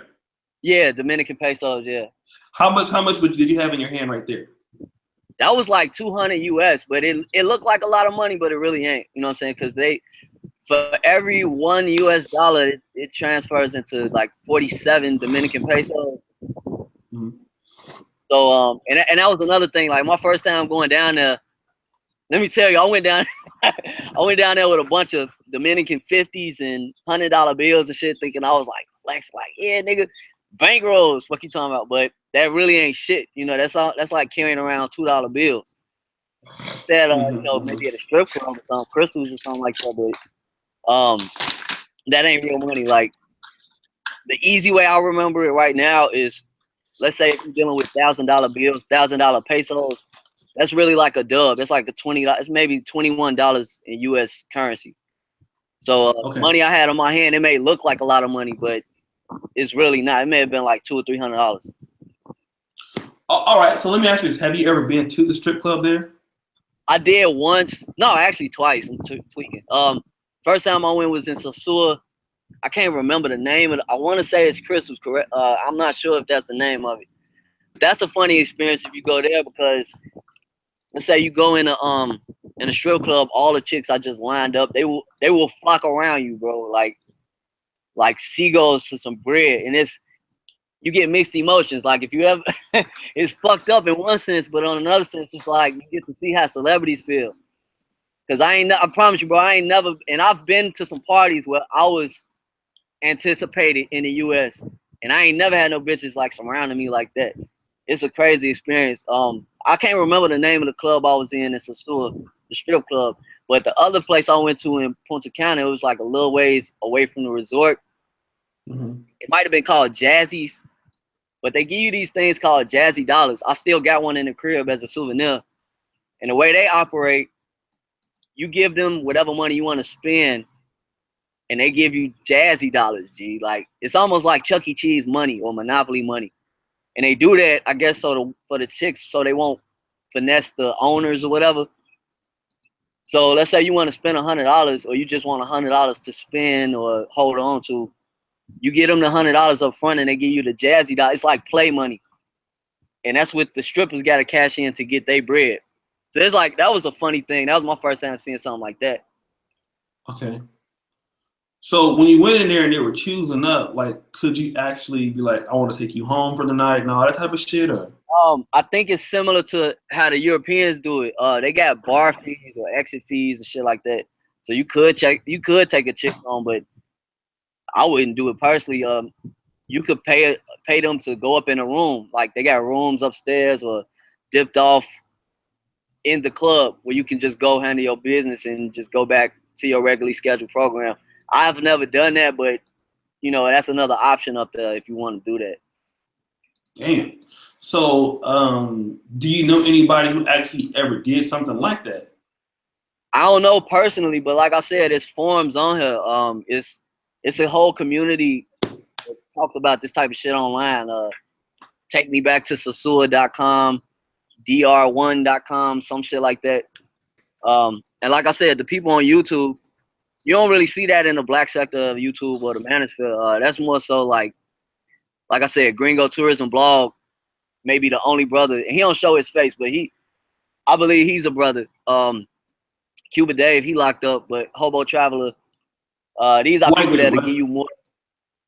Yeah. Like I said, they talk about this. This an old conversation to them. That's why it ain't a big deal. It's just it's an issue with brothers, especially in the States, because we had this ego where we don't really want to feel like we paying for anything. Oh yeah. Yeah, we late. The brothers that's on this shit, we late to that party. And like I said, this discussion, I don't care what niggas think about me, but I don't really want to direct too much traffic towards the brothers that I met down there and the brothers that I know. Because you go down there and you meet professional people. I mean, these are like firemen and politicians, policemen and shit. Like, these ain't no broke off the block type niggas. You'll see some of them down there, but like I said, you go down there with that I ain't paying for shit mentality, you don't have to pay for nothing. You just gonna have your own type of struggle. Whereas I could bang 10 or 15 bitches, get that shit out the way, and just have a good time and finish my vacation. And when I come back to the States, I ain't thirsty for nothing. I'm back kicking it with the chicks that I regularly kick it with. Right. And see, that's the name of the game, man. So let me do this, brothers, before we while we getting everything set up.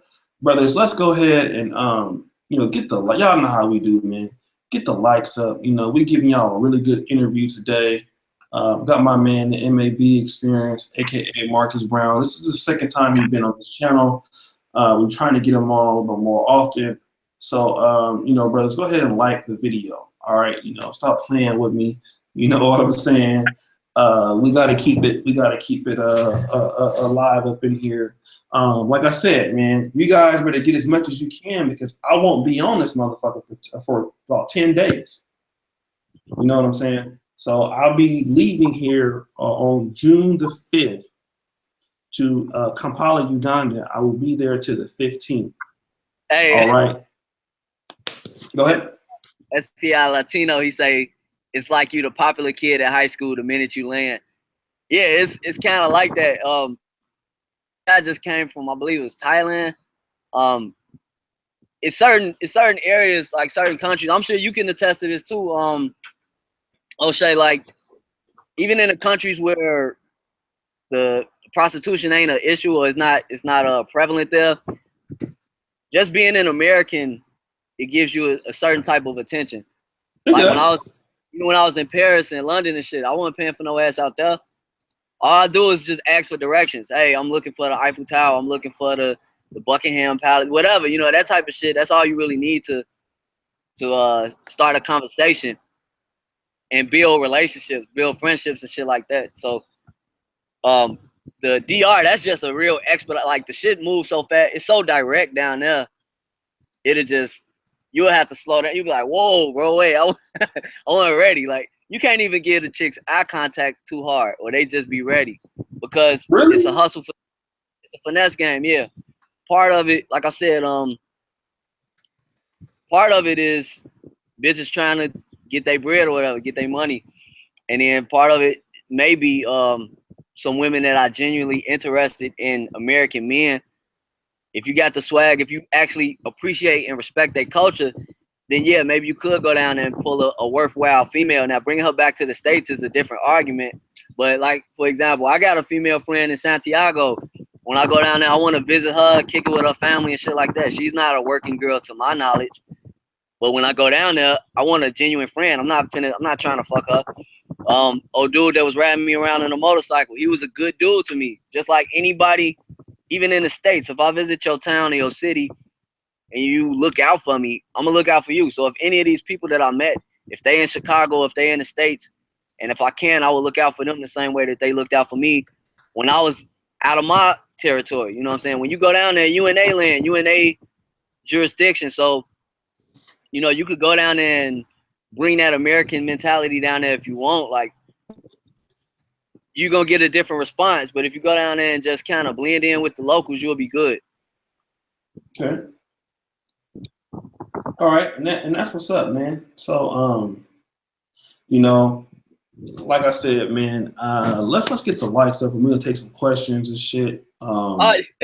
Yeah, DR chicks are jealous like that, and I don't know if that's a real jealous or a fake jealous, but that's definitely happened to me before. Like every nigga, I didn't talk to some niggas down there from Philly about this. You go to the DR, you fuck with a bitch, you could meet a chick at the club, right? Take her to the crib, y'all have y'all night together, get her a cab or whatever. You go to the same club the next night and you'll see the same bitch in there. She feel bad, different outfit, different scenario, whatever.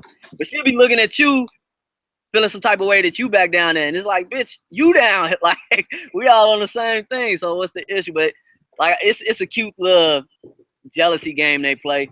And you can use that to your advantage too. Like if a chick is being stuck up with some prices, put them chicks against each other. Like I was saying, like price match their ass. Real talk, bro. Like if a chick is asking for some shit I ain't trying to offer, I'll just be like, okay, I ain't finna treat her or try to talk her down. I'm gonna just be like, okay, cool. Stand by, goddamn it. And just keep partying. Keep partying and keep enjoying yourself because they wanna commit, they wanna go right then and there. Don't be that thirsty. Just enjoy yourself, enjoy the atmosphere. Oh, they be wanting to go right then and there? Find you an equivalent chick, a chick that's just as bad or even better. Be like, look, shorty over here is talking woo woo. You talking this. What y'all want? You give me something better? Because right now I'm finna go with shorty. And you could just, I've done that, bro. It's funny. It's a funny experience, bro. I don't know how to sell you. I don't know how to, you just gotta experience the shit. It's funny as hell. So wait a minute. You said they actually want you to go, like when you meet them in the club, they try to get you home then and there? Yeah, if they can. It's different type of chicks, bro. Like some girls that's real, you can tell the chicks that's money hungry because they either always in their phone or they trying to leave with you right then and there because time is money, bro. Like time is money for both parties. Right. If they can smash, they can get back to the club and they can repeat the process. But if you get a girl that, let's say, she not that thirsty or y'all got some type of chemistry, whether it's real or fabricated, you can take your time. Or you can say, I want to kick it. I want to get to know you a little more before I just dip off with you like that. And that's kind of what I go for. Like some brothers go down there and just want to fuck the baddest bitches because like you said, you could pull bitches down there that typically would be on a high horse up here. You can do that. Or you can, me personally, I kind of try to find that sweet spot with a chick that's attractive, but at the same time is pleasant to be around. If I want to be around some stuck-up hoes, I could do that in the U.S. How do you know that they're pleasant to be around? Maybe if you can't speak Spanish that easy. The Google Translate is an effective tool. I wouldn't rely on that heavily because I do want to learn Spanish, but part of it is body language. Like that's universal. If a chick is like really touchy with you and smiling and happy to be around, like you can tell off the vibes, and you can tell a stuck-up chick either. Like that. Now that's the thing. That's another debate. Some people feel like they don't want to be bothered with a chick if it's fake, if it's a front, or if she acting. Some people might be like, "Oh, they really like you. She just put on a front." And my response to that is, "What the fuck? Sell me the experience. I don't give a fuck if this bitch like me." And like that's what I can enjoy the experience. And that's something that is as sad as it sounds. American women don't know how to do that. Like even if a chick at the crib want to play a nigga or friend zone a nigga or something like that, they do a shitty job at doing it. And there, motherfuckers gonna sell you what you looking to buy. And that's Patrice O'Neal's word. That was his words about Brazil. So I can imagine it would be similar or the same way. But like I said, it depends on what your priorities are. If you're going down there looking for a wife, then I don't know what to tell you. But if you're just going down there to fuck, bro, it ain't that deep. It ain't that serious. And if you come across a chick that's pleasant to be around, then you ain't gonna mind. You'll keep her around a little bit longer. Did any other girls want to stay longer than just the time that you was like? Yeah, some of them you gotta get rid of that. You gotta tell them go home. Like when we was down there, the niggas I was with, they had like a no breakfast policy. So bitches gotta go. If a chick stay tonight, she gotta be gone because we ain't feeding no hoes. Now, they wanted them girls gone in the morning. Some of them want to go willingly because they got shit to do. Some of them don't. Like if they could, they'll just lay up and eat and chill with you all day if they could. And that comes with different prices. Some of them may want to sit around and eat all the food. Some of them may want to ask you for more money, but after you, trust me, bro, like some of these niggas be acting like they can fuck bitches all day. Maybe y'all can, maybe y'all off the pill or whatever. But after you didn't drained yourself out, it's like I had enough. You know what I'm saying? I ain't never think I would say I had enough ass, but it's like you'll be down there like, all right, man, that's enough for me. I'm trying to go chill, man. Nigga, let me recharge, let me eat. You know what I'm saying? Let me go to the beach or something. So the blonde chick that you had at the beginning, let me see if I can still see it. Are you still sharing? No, you're not sharing anymore, huh? I ain't paying attention. Yeah. So the blonde chick that you had, let's go back to her because I gotta see that. Like that, right? Okay, who's this chick right here? That chick right there. Who is that? I think her name Elizabeth. Okay, but you didn't smash her though, right? No, she was just chilling at the beach. Like if you chill at the beach and you eat, and there's restaurants and little bars and shit all along the beach. So everybody walking up and down, mingling. So why you didn't try to like her? She fine right there, man. Why you didn't like, why don't you come back? Why you didn't try to holler at her? Cause they be ready instantly. Like I don't even know if she was a working girl or not. They did end up coming back with some of my guys. I don't know who smashed and who didn't, but I would have just chilled. Like, yeah, that's the same girl, the one that was in the grocery store with us. Okay. But like I said, it ain't that deep as people making it. Like when I first started talking about it, niggas was like, oh, he's just going all the way down there to fuck. And it's like, that's part of it, but it ain't that deep. Like, when you know you can smash whenever you feel like it, then you don't feel that thirst to do it. It's just like, all right, maybe I will, maybe I won't. Okay. So how much was the liquor? I mean, I saw you shopping in there, right? You know what I'm saying? You got the liquor popping off. I ain't buy none of that liquor, bro. Like the shit that I bought from the US was Summer Colada, that's Ciroc. Cause see, they don't have Summer Colada down there. That's like a limited edition thing in the States right now. That bottle I got right there, that white Ciroc bottle. Yeah. So I brought that just for the novelty of it. But I ain't really buy a lot of liquor when I was down there. Like if brothers say put on for this, put on for that, then I want water. That's like the biggest thing when I'm down there. I need some water, and I put on for the beers and shit. And that's another like the chicks that drink beers. Like don't be giving these hoes the good liquor. Like you could just get them some beers. They good.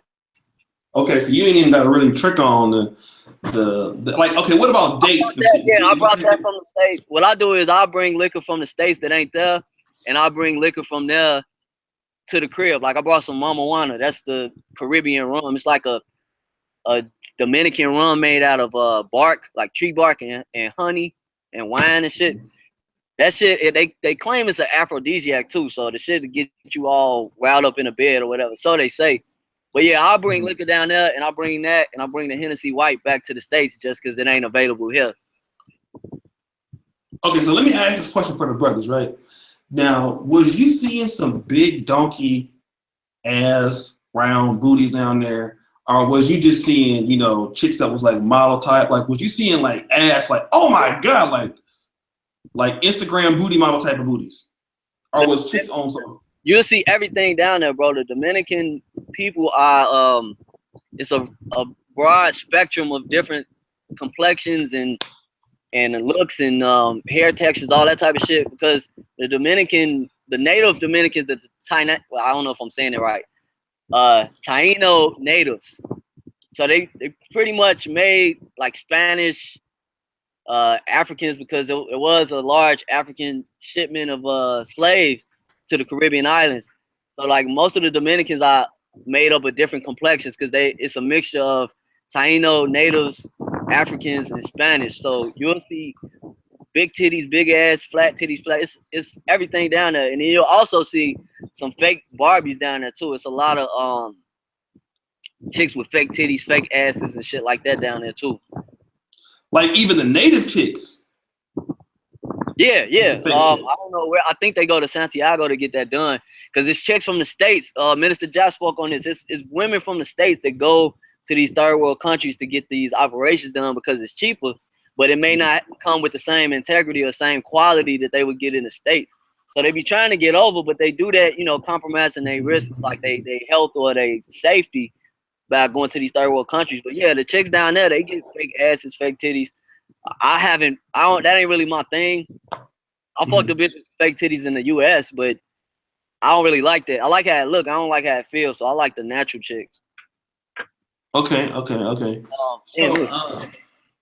So now as far as like some of the Haitian people, I heard a lot of Haitian chicks in the prostitution game. Were you seeing a lot of dark black chicks that were eyeing you or trying to get you to do business with them? You don't see a lot, but they out there. Yeah, I smashed a Haitian chick the first time I was down there. The Dominicans and the Haitians, they kind of get along. I don't think they beef is as deep as the media portrays it or the leftists up here portray it, but they do have a deportation issue, immigration issue rather. Where it's a lot of Haitians that they trying to ship back over to Haiti. The Haitian girls that's working, sometimes they go for lower, try to lowball the Dominican. So the Dominican chicks might feel some type of way about that. But yeah, the Haitians are kind of far and few. You don't see them as much. I haven't seen them as much. I see more Haitian brothers down there. A lot of times they working. A lot of the Haitians and Dominican men they real good at like the barbershops. Like a lot of dudes go down there for the barbers, the tattoo artists. A lot of the dudes down there like club owners or I hate to say it, but chulos, like pimps and shit. Like they'll get some of these chicks pregnant and live off the chick. I heard about that. Let me ask you this, man. So did you see, like when you was in the American Club? What did you call it again? Classy Codes, yeah. Did you see a lot of Dominican dudes in there, Haitian dudes in there? Yeah, I mean that's their local club, so it's just deep as hell. Like people are everywhere. They all on the restaurants, the bars, standing around outside and shit. It's motorcycle, like bike clubs and shit everywhere. And the Dominicans are down there just like, I wouldn't. Some of them buy pussy, but some of them don't. They get these chicks pregnant and live off of them. Okay. But they in the club just like anybody else. It is. Go ahead. Can the chicks tell that you're from America? They know that you're not from there. How can they tell? Like, Yeah, all the damn, her right there. God damn, look at those chicks right there. Anybody smashed them? I don't know who got her, but like I said, that was the VIP. That was the VIP booth. And Okay. like I said, I ain't paid to get in there, but I'm pretty sure if you buy a few bottles, they'll just throw you in there. Okay, so when you get in the VIP booth, right, do the bitches just come flocking over there because they know you in the VIP, or? Yeah, and like I said, a lot of Americans go down there and do that. If I'm down there with my guys, I just kind of follow the flow of whatever they doing. But if I was down there on my own, I wouldn't do all that shit. That was the night I was slapped, stomping on couches and shit. But yeah, I don't think it's necessary. But to answer your question, yeah, everybody could tell the tourists because for one, we speak in English. We down there with these the way we dress. Dominicans got like this, I call it flea market fresh. It's like a flea market fresh type of swag because they be clean, they be dressed up nice, but they don't really do the whole designer thing. Some of them do, and that's like a status symbol. That's like a way to show off. Like, for example, if you see a chick down there with some Jordans or some shit, a lot of them dress like New Yorkers, and they do that, I guess, because they got Dominican family in the States that send them shit, or U.S. Boyfriends or whatever. So if you see Dominican people down there with name brand clothes, it's like a status symbol to show like, hey, I got plug or whatever. But for the most part, they don't even dress all G'd up. They fresh, but they flea market fresh. So they know you a tourist because you down there with real Samsung phones and iPhones and shit. You down there with real Jordans and real name brand shit. And part of that is dangerous because you can get your ass robbed or pickpocket, or or sometimes people will upcharge you because they look at you like you got more money, so you might as well pay more. So it ain't necessary. It ain't necessary. And another way that I recently found out they could tell you a tourist is, of course, by your language. Like if you don't, even if you speak Spanish, all the Latin community get different regional dialects of Spanish. So like Dominican Spanish is different from Mexican Spanish or Cuban Spanish. They all got different accents similar to America. Like I could tell somebody from the West Coast or the East Coast as opposed to Chicago. We got different accents, so they could tell that you're not from around there just based off your English or your Spanish. And fucking shorts. That was another thing that I thought was interesting. So Dominican men don't really wear shorts like that. They consider it to be like sissy pants. That's what they call it. Shit, I'm down there wearing shorts. It's hot as fuck. But for whatever reason, that ain't they swag. They don't really fuck with shorts like that. You'll see a lot of Dominican dudes with like jeans or like some type of cargo pants or something like that. That's another thing. The mosquitoes down there will eat your ass up. They will fuck you up. So like, I guess there's a method to their madness, but just those little cultural differences, you got to go down there enough times to start noticing shit like that. And then when you start seeing shit from their perspective, so you can easily see like a mark type nigga, a motherfucker that know the lingo, that they'll give you one set of prices, or if they could tell that you like a lame or a goofy, they'll give you a totally different set of prices because you knew. That's how they look at it. So let me just ask you this, right? Let's say if I go down there, but I don't say nothing, but I have on like, a nice little iron shirt, slacks, some nice little dress shoes, ain't name brand. Are they gonna know I'm not from there? Yeah, they'll know you're not from there, but that ain't entirely a bad thing. Like I said, they very welcoming to tourists. The bad part is, when you in the hood, there's a lot of shorty. Like that's another thing. Them kids bad. The kids bad as hell. They gonna all ask you for money. One little shorty, he was funny as hell. Like if you didn't get him money, he'd just start roasting your ass. And he spoke English too, so it's like, yo, my brother, give me some money. He's like, oh man, I ain't got it. I can't help you out. They're like, fuck you then, bro. Yo, lying and fucked up, bro. You need to do something about it. Like they'll just start hitting your ass. It's funny as hell. But overall, if you're not out there overly flexing, like don't be down there wearing real jewelry and all that shit. The little jewelry I did wear, it was mostly around the crib. But if I'm going out to mingle, just be casual. Like you ain't gotta be in no music video. That's what it is. Mm-hmm. Let me ask you this. Go ahead.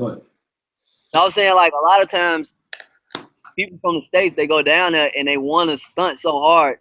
They want to flex so hard, like either for the people back at home or for their own experience. And it's like you're just making yourself a target. Let me do this. Shout out to my man, Captain Jack, man, for the $5 super chat. Thank you, bro.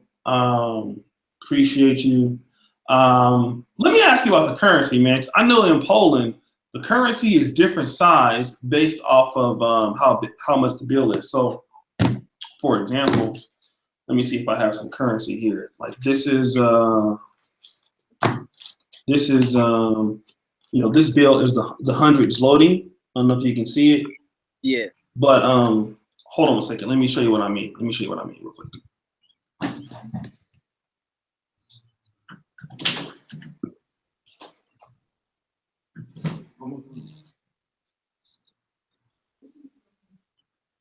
Shout out North Star, I see you.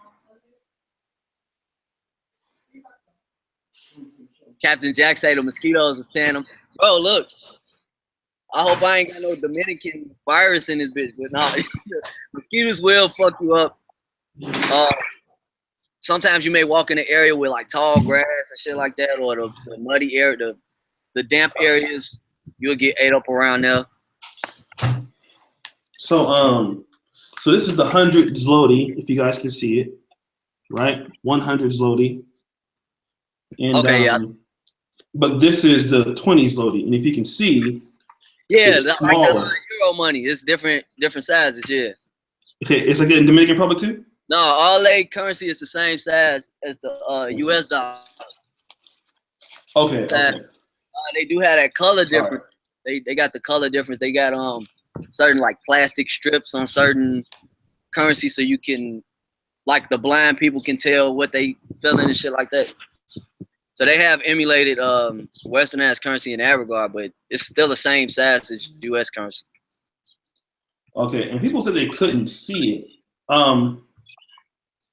Again, well, I don't know. Just know it's different, motherfucker. The police, yeah, the cops are corrupt down there. Everybody hustling down there. Everybody hustling, and if you know how the shit go, like if you know how to move down there, then they won't try that with you as much. But if they know you new, then yeah, they're gonna try to finesse you. I got a traffic ticket down there. For how much? I got a ticket about it. This the funny thing about let me tell you about the Amet police. So these are traffic cops. They'll write you a ticket. It don't have a dollar amount on there. I got a ticket for driving the wrong way down a one-way street. Now the traffic cop didn't have no car. I could have technically drove off on his ass, but me being on some scary shit, because I'm from Chicago, G, like, police shoot at niggas. So I'm like, man, I see the police, I'm gonna stop. Whatever it is, that's what it is. So the fucking cop blew a whistle and pointed at me. I stopped. He walked up and told me I went the wrong way down a one-way street. This could have been game or whatever. It looked like a one-way street, but I don't know. And the Dominicans don't really honor the fucking traffic laws anyway, so I just managed to get caught. He wrote me a ticket, gave me my license back, bank, and make a deposit in the bank. Didn't tell me how much it was for. The ticket don't say it either. But go put this money in the bank. They're going to give you a receipt. You take the receipt back to the police station. And they supposed to take that off of your record, I guess. There's a record down there. It ain't up here. I can check my DMV. Ain't no international tickets and nothing like that. But the shit is funny because, like, every Dominican I asked, the Dominican Americans I know here and the Dominicans down there, I showed them the ticket and told them what happened. They was like, fuck this shit. They was like, man, don't pay that. Don't pay that. Even the chick I was taking home, she said, don't pay that ticket because the police are the mafia. And that's how they view it. So it's really more of like a suggestive type of thing. Even the lights. Motherfuckers run lights. you got to be careful driving in the DR. Like, I would personally get a taxi or get a personal driver. That's the best way to do it.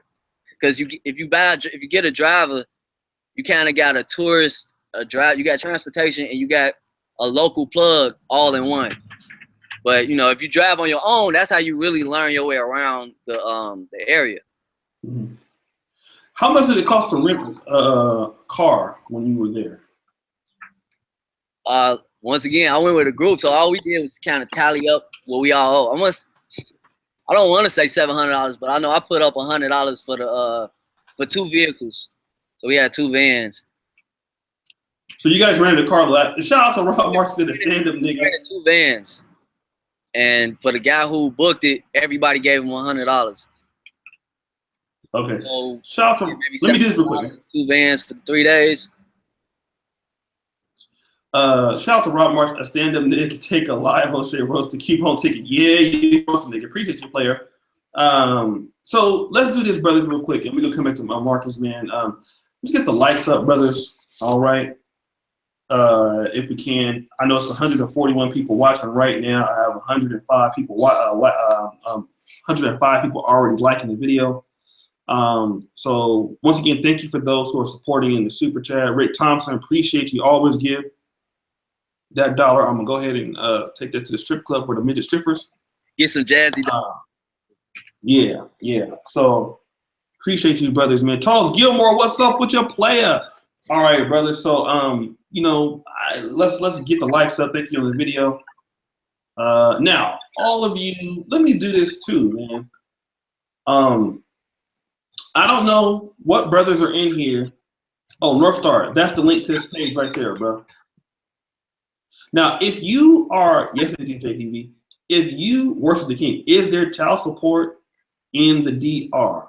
Worship the King. Okay, let me do this real quick. I'm gonna answer that. I'm gonna get him to answer that.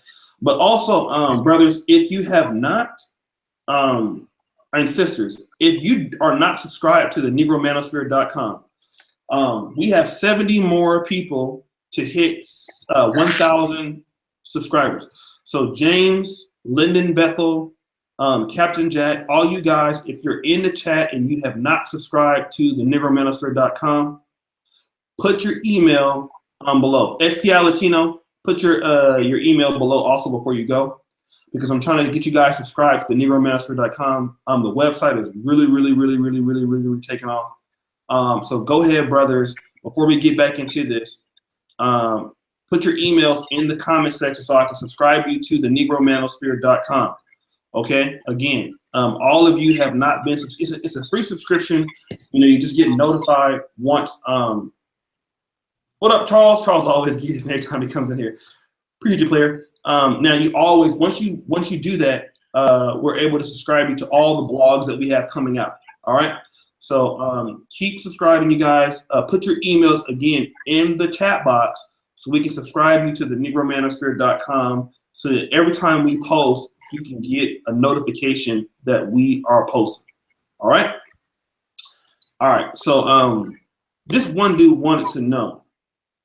Thank you, Lyndon. He wanted to know, Marcus, is there any child support in the Dominican Republic? Not to my knowledge. That's part of the reason I want to go back, man. I'm interacting with these chicks that are not, because I'm trying to learn everything about their culture. But to my understanding, that their social programs is not as up to par as it is in the U.S. And as a result of that, the chicks, I ain't gonna say they're a little more careful. They're careful with tourists. They're not trying to get knocked up. You know what I'm saying? Because it ain't nothing for a nigga to put a baby in them and fly back to the crib and they never see them again. So in that regard, they will protect themselves. They ain't trying to get knocked up like that. I don't think there is child support. I'm not sure, because remind you, like they supporting these chulos. You know what I'm saying? If a dude, a Dominican guy, get them knocked up, he don't mind what she does. You know what I'm saying? Like for the most part, a lot of them dudes don't care if the bitch sell her ass. It's just like, long as she supporting me. And I'm not saying that all the Dominican dudes are like that, but there's enough of it, and you'll see it enough and be like, damn, that's tragic. But for whatever reason, they keep repeating that cycle.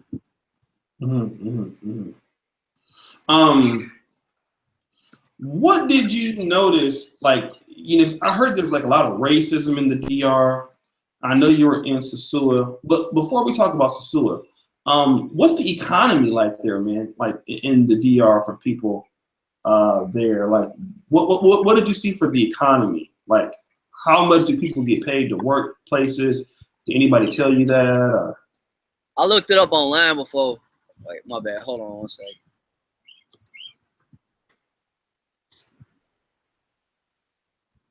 My bad, y'all.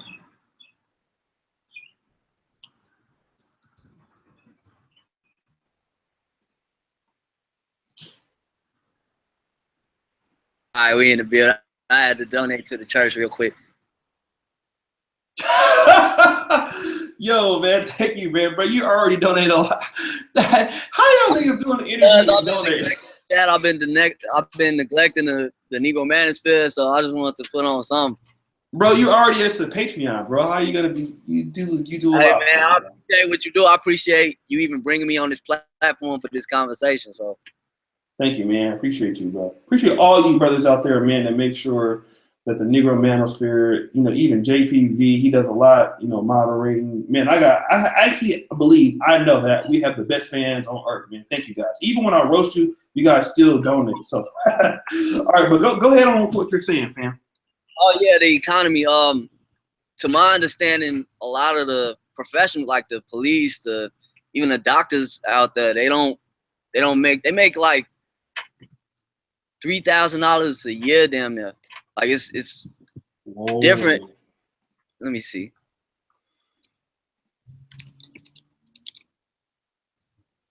I know they police don't really make shit. That's why they so thirsty to finesse motherfuckers.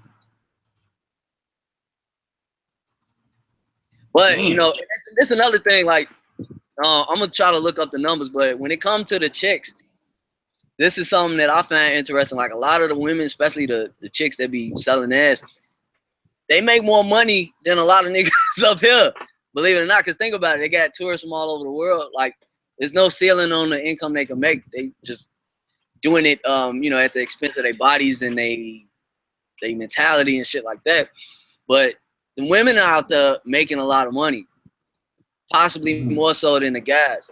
And a lot of the chicks, between the pussy they sell down there and the simps that they got sending them money from different parts of the world, they making a good enough type of income, but the culture is different down there. Like they do the same shit that a lot of black chicks do. They buy weave. Weave is still expensive down there.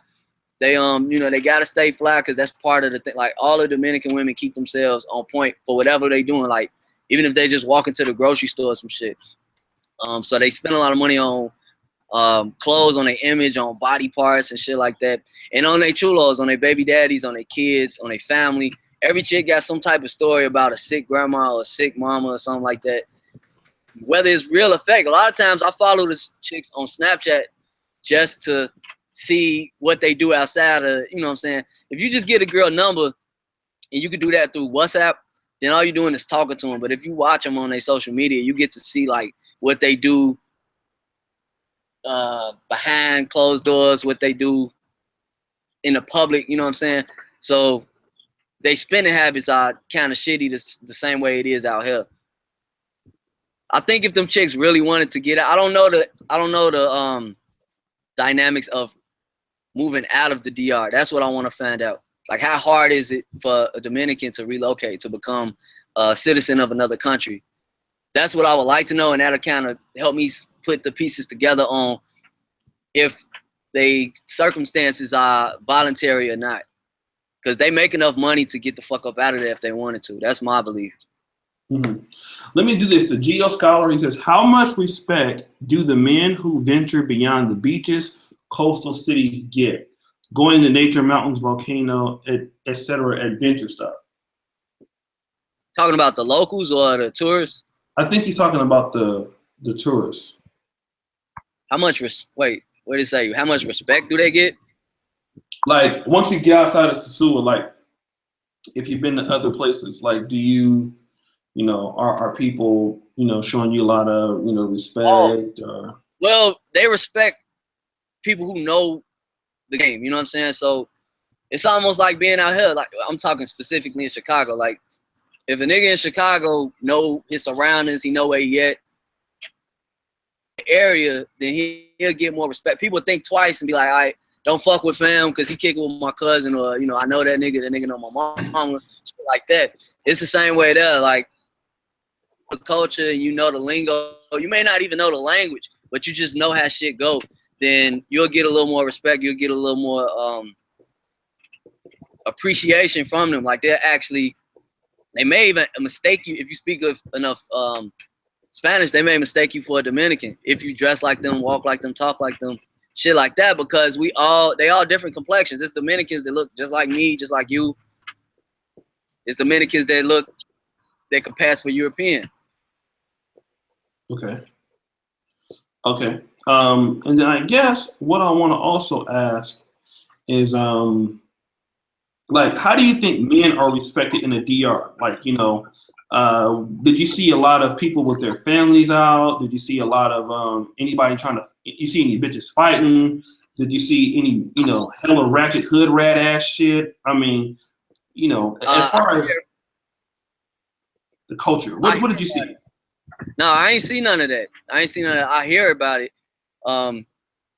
Funny thing about Dominicans, I think black people in America like this too. Like they'll fight amongst each other, but when it comes to an outsider, they're gonna all band up against you and shit. So, like for example, if some Dominicans disagreeing or they fighting with each other, and you come in the mix disrespecting them, they'll band together and just shut that shit down. Like, who the fuck is you? You know what I'm saying? I think black people are the same way. It's parallels that I see that I can appreciate. It makes me more comfortable with Dominican people, and it's funny. Like I got this saying, like how you say niggas ain't shit. I don't want to say it's an endearing term, but it's like funny. When you say niggas ain't shit, you saying it in a way like it's funny. And Dominicans the same way. It's like Dominicans ain't shit. Like you'll see some shit that the Dominican would do. Like for example, they whole concept of time is much more relaxed than ours. Like especially me being from a big city, I'm fidgety, I'm in a hurry. I'm watching my back. I want to know like, hey, what's good? Like, let's get this shit moving.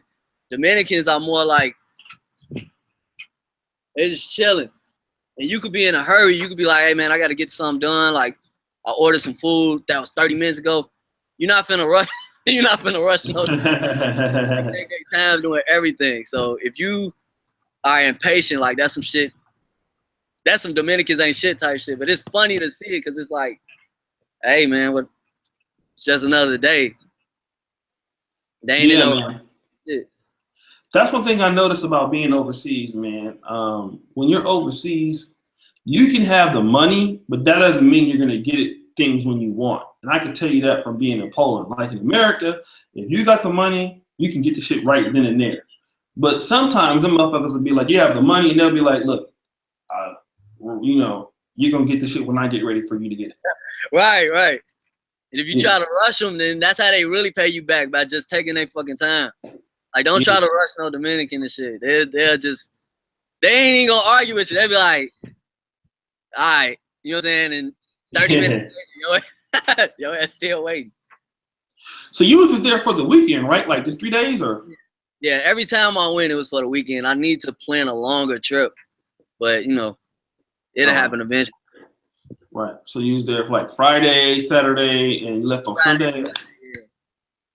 Damn, nigga, so you spent $700 in 2 days, huh? You were playing. Well, like I said, I don't go down there spending rent money and shit. This is stuff that I either put to the side or if you with the right group of people, you can pool your resources together and maximize off the shit. Like all that villa, MTV crib shit. If I went by my own and do all that, it ain't necessary. It was good. I enjoyed the experience, but you know, when you include so many people, it comes with the cost of either, you know, you got to deal with all these other people in finances, or like I said, the first time I went down there, bro, I couldn't Snapchat shit, I couldn't Facebook shit, because I was around some high caliber people, you know, whether it was because of their profession or motherfuckers engaged, married, got girlfriends. Everybody ain't trying to be seen down there, whereas me, it's like, I don't really get no fuck.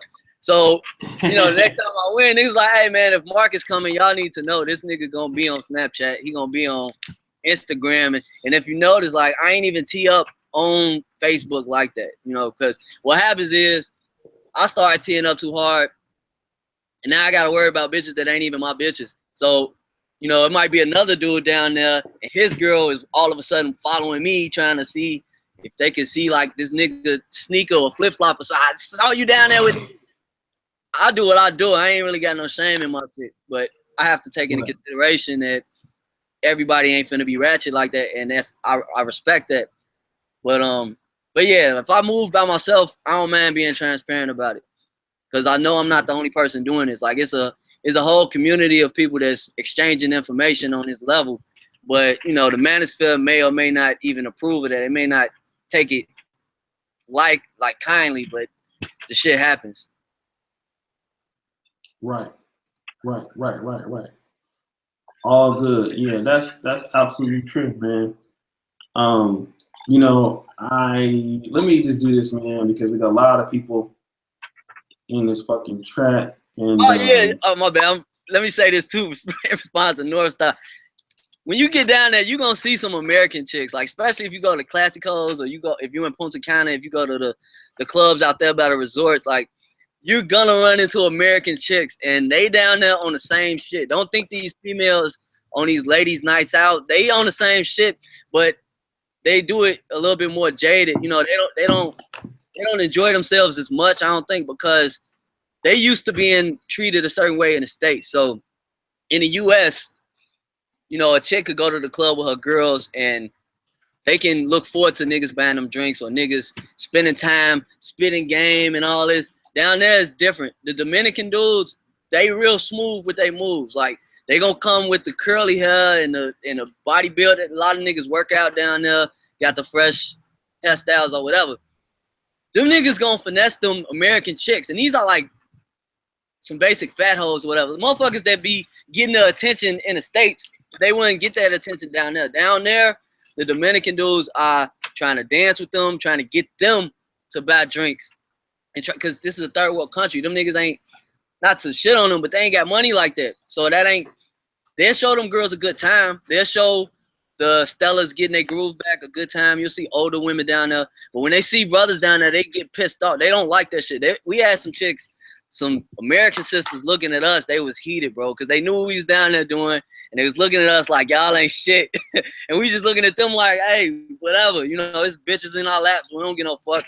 But we know what y'all doing down there too, but they don't get the same treatment that they get in the States. So it's real funny to see that, because we get down there, we do what we want to do, but they get down there thinking men that they want, but they not gonna. Them brothers down there, the Dominican dudes, the women hustling, the Dominican women. So the American chicks going down there, they not gonna get that special treatment. And all that feminism shit don't fly down there. So if a Dominican dude is feeling a bitch, whether he trying to finesse her or not, he just gonna walk straight up, touch her ass, turn her around, you know what I'm saying? Be like, shorty, I'm feeling you, whatever. All that politically correct shit don't fly down there. Okay. Let me do this real quick. Shout out to Solo TVA84.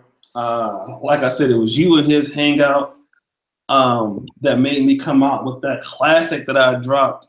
I think the best video I've ever did in my whole YouTube career. Walked in the club and instantly started tricking. That motherfucker almost got 10,000 views already. So man, that was a straight up classic.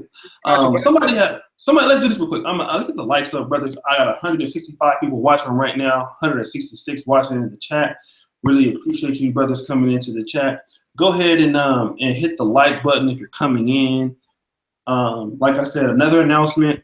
I'm doing a few interviews this week. All right, but as of Monday to the 15th, I will not be on YouTube. I will be in Kampala, Uganda, for 10 days from the 5th to the 15th. I will be out there vlogging in Africa. Like I said, my boy searched for Uhuru. He's been telling me I need to go ahead and get my Africa vlogging thing together. I got my yellow fever card a few months ago, which is this thing right here. So you got to get one of these if you want to go to Africa. So I will not be on for about a week and a half, you guys. So if I do go on, I might go live on my cell phone there. All right. So let's get these likes up, brother, because until that day, we want to make sure that I can get as much content out to hold you guys over. So 161 people watching, 62 people watching, and shout out to the people who have already subscribed to the Negro Manosphere. I got a couple emails, and many people have already hit the subscribe button for that. Because like I said, we're looking to get 70 more people to subscribe to the Negro Manosphere to hit 1,000 subscribers. That's really big for a small website like us. I mean, we just started a few months ago without any major promotion. We don't buy Facebook ads or any of that, just word of mouth. No Facebook real fan page going right now. So we have 69 more people. Check your emails. I just sent you a link to subscribe to the thing. And let's also subscribe to Marcus's channel, okay? Okay, so subscribe to Marcus's channel right here. Hit the likes. And I'm going to answer this question. The brother super chatted. He has a question for Marcus. Are DR women choosy or picky? Or as long as you got green, is everything a go? And shout out to my man Savage Reese. Appreciate you, player. For those of you who also want to have your questions asked, just go ahead and super chat like we're doing right now for our guests. What's your answer on that, Marcus? Hey, can y'all hear me? I had to piss real quick, bro. Okay, no, go ahead and take your piss, man. And when you come back, I'll be here, bro. All right. So we're gonna wait on that. Like I just wanted to say, shout out to my man Junk Pal Video.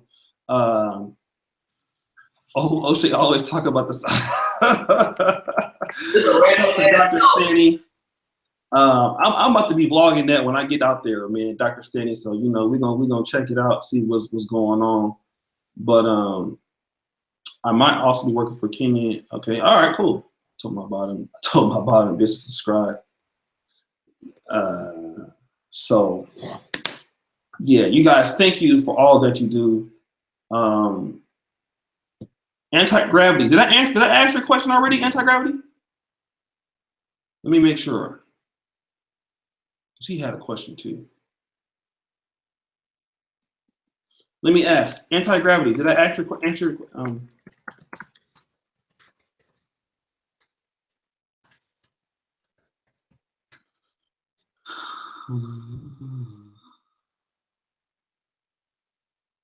All right. Can you guys still hear me? Okay. Anti-gravity. What's the question again? What was the question? I got 2 questions. And then I'm going to ask when Marcus gets back.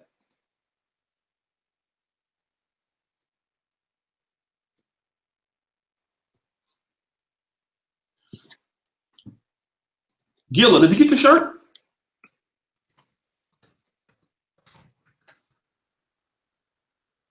Gillaville, did you get your shirt, bro?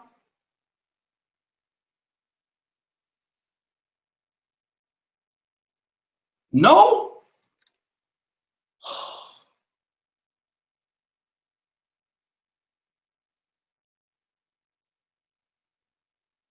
Wow.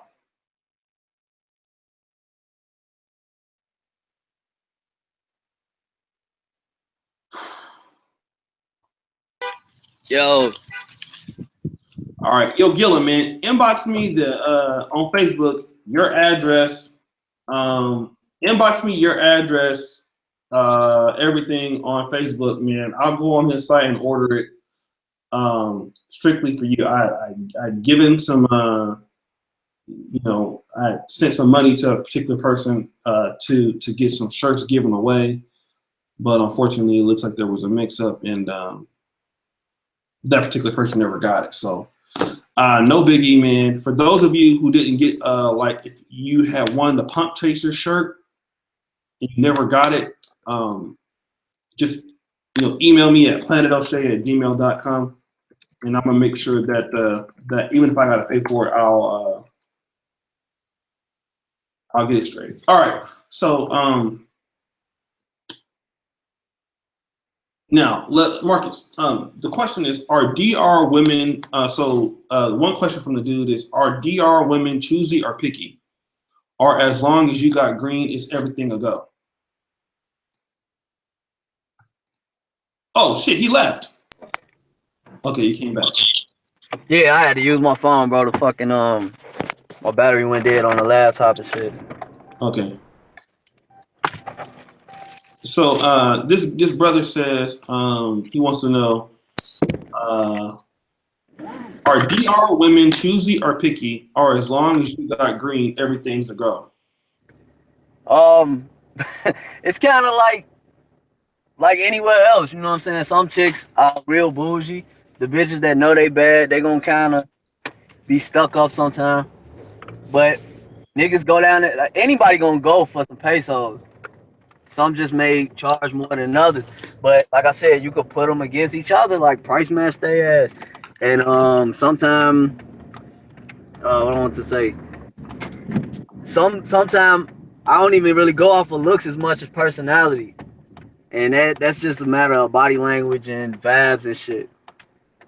I would much rather I would fuck with a now don't get me wrong, like even the chick from the pool party, that was a smash just on some I can't let that, like, I wish y'all could have saw her ass, just she had an ass. But like I couldn't resist on that. Had it been another chick with a more bubbly personality, I would spend more time with her. So yeah, I mean you're gonna have some stuck up chicks, that's universal, that's worldwide. But me personally, I would rather go for a Joy Villa type chick over a Nicki Minaj. Makes sense. Okay. Okay. All right. So let me do this. I mean, I think, man, we've been rocking for almost 2 hours. So pretty much, man. I don't know, man. We had a great interview, bro. I really appreciate you coming. What? I mean, what else? I mean, like, when do you plan? Where else do you? Where else are you planning to travel? You know, outside of DR. Where else do you want to go? I was really considering going to that Rio gathering that Charles Tyler have. I believe is every November. I got an invite from my guy Rod to come out there.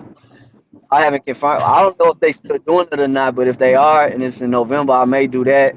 I got an aunt that takes some of her students down to South Africa every year. I really want to go down there, but that's if I can stomach another group, you know, especially a more liberal group. I don't know if if I can tolerate them. Shit, those are the two places I could think of off top. But besides that, I want to tour more of the U.S. I think it's a shame that I haven't seen as much of the U.S. as I could have. So that's a little more easily accessible right now. Okay. Okay. Like, where in the U.S. do you want to actually go? More the southwest, not the go-to spots, Miami and Atlanta. That's just like where every nigga go. I'm not sure if you're familiar with Aaron Clary's Reconnaissance Man. That's like another book that he made for individuals that want to learn more about the U.S. and see where they would consider relocating. Because I'm born and raised in Chicago. Like, I know Chicago. I've been here my whole life. I'm actually pretty established here, but I don't want to limit myself and just stay here. You know, a lot of my friends, a lot of my childhood friends, my family, they all got the fuck up out of here for different reasons. You know what I'm saying? But I think I owe it to myself to at least learn more of the U.S. And I would start with some of the more conservative states. It's easy to do New York and L.A. and all that shit. I want to see some more. Like, for example, that little break I had with Aaron Clary, I met up with him in South Dakota in Grand Rapids. That was a good ass time. Like, under no other circumstance would I ever be caught in no fucking in no mountain shit. But we was out in the Black Hills. We had a good time. Okay. Okay. Cool. Cool. Cool. Yeah, Aaron Clary, man, I'd love to meet him and chop it up with him. Yeah. So, I mean, anything else you gotta say, bro? I mean, Man, no, not really. I just wanted to make sure I came through with the interview for you. I told you whenever you wanted to do it. I appreciate the platform. I appreciate the dialogue too, because I know, you know, I'm always stirring up some shit, so I'm used to this. I'm used to this backlash between like Trump and MGTOW and the rap talking about niggas paying to get on the radio and all that shit. So this kind of my thing And I'm glad you just came through. Hey, Oshay was the first nigga like, hey, you know what? Fuck it, let's do it. And I appreciate you for that. I appreciate you for, man, everything you contribute to the manosphere. Oh man, I be trying, bro. Thank you, man. Thank you for coming on. For all the brothers, man, thanks so much, for what you guys are doing. There's some bitch in the chat named Miss Faith Butterfly. Here come these hoes, man. Like, why the fuck are you here, bitch? Oh yeah. He says anti-gravity. Can you ask him where is the best place best place? I think you answered this earlier. Maybe he wasn't here. Where is the best place to vacation in the DR? Do you go to a resort or get a hotel or do your own thing? Like I said, it depends on who you are and what you want to do. Punta Cana is good. That's what you do with your family. That's where you take your girl and your kids and shit. Cause it's a family-friendly resort. You'll be closed off from everything else. But if you're going to the North Coast, like by the sea, Sosua, Playa Chiquita, fucking some of them names I can't even pronounce. But Puerto Plata, that province, that's where you go with your guys. Like you don't take your girl to, you don't take your shorties. No, that's for you and the guys, or you and yourself. You just go there and do whatever the fuck you want to do. All right, cool. Well, anyways, man, thank you guys for coming on, supporting. Thank you, Marcus, man. I really appreciate you, bro. We'll link up, man. Hopefully we can link up before I get up out of here. And tomorrow I got, I think Junk Pile Video will come on sometime tomorrow. I got to get at, thank you, Reginald Brown. Dude, I got so many people, man, that want to hang out with me on this. Shit's crazy. It's like my shit's always, like, seriously. Yeah, you be working, bro. Yeah. You be moving. Yeah, so I have like a lot of people who be wanting to link up. Like there's the truth teller. Supposed to link up with him. There's another dude that hit me up that has a temp agency for black men. I gotta knock him down before I leave. There's Ronald Armstrong, the filmmaker. Yo, I have probably about like 5 or 6 hangouts to do in the next 4 days. So, I be working, bro. I be working. I be having to knock these out. So, probably about 5 or 6 hangouts before I go on my vacation. But again, man, thank you to Marcus, everybody in the manosphere. Thank you to everybody who keeps us going, keeps us moving.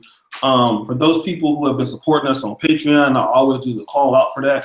Understand that what we are doing today, what me and Marcus are doing today, is a part of Black male media. Right? We're trying to give black men the opportunity to have a certain voice, a certain opportunity, a certain kind of brotherhood that we can come together and give you this content. We also have it in a written form, okay? And that's the Negro Manosphere. We have Black male YouTube, but now we have the Negro Manosphere, which is the written format. Okay, it's where we blog and do shit like this. So the reason why I ask people to do the Patreon is not for me to make money off of videos. I already make pretty good amount of money doing videos because I'm pretty good at what I do. The Patreon.com is to help get more writers to make the site better. We pay people like Alan Roger Curry, who's a best-selling author. He has over 20 articles on the site. We have people like Ron Wills. Press 1 if you know who Uncle Ron Wills is, okay, in the chat. If you know who Ron Wills is in the chat, press 1, all right? Press 1. I just want to see this real quick. If you heard of Ron Wills, right, he's one of the better YouTubers in Black YouTube. Press 1, all right? Not only is Ron Wills an excellent YouTuber, Ron Wills is an excellent writer. He's published several books. In fact, Ron Wills was writing before Alan Roger Curry, and Ron Wills was actually one of the people that helped Alan Roger Curry get started. What up, Wi-Fi? So you brothers, when you actually, when you help the Patreon, people like Alan Roger Curry and Ron Wills typically would charge for what they do. But because brothers donate on the Patreon, you help a lot of brothers who probably can't afford to donate to get the game for free. All right, and that's what Ron Wills does. When we pay him to write, he gives his 25, 30-year experience, and a lot of brothers get educated, you know what I'm saying, on the game. You know what I'm saying? And we do that. He has an article every Thursday. We have Donovan Sharp. you know, we have, you know, hold on a second. Yeah, see, hold on, Michael Wiggins, I had to do that to you, bro, but you in here trying to start trouble for no damn reason. That's why I had to block your stupid ass. I mean, I've been seeing you the whole time. You in here just trolling and shit.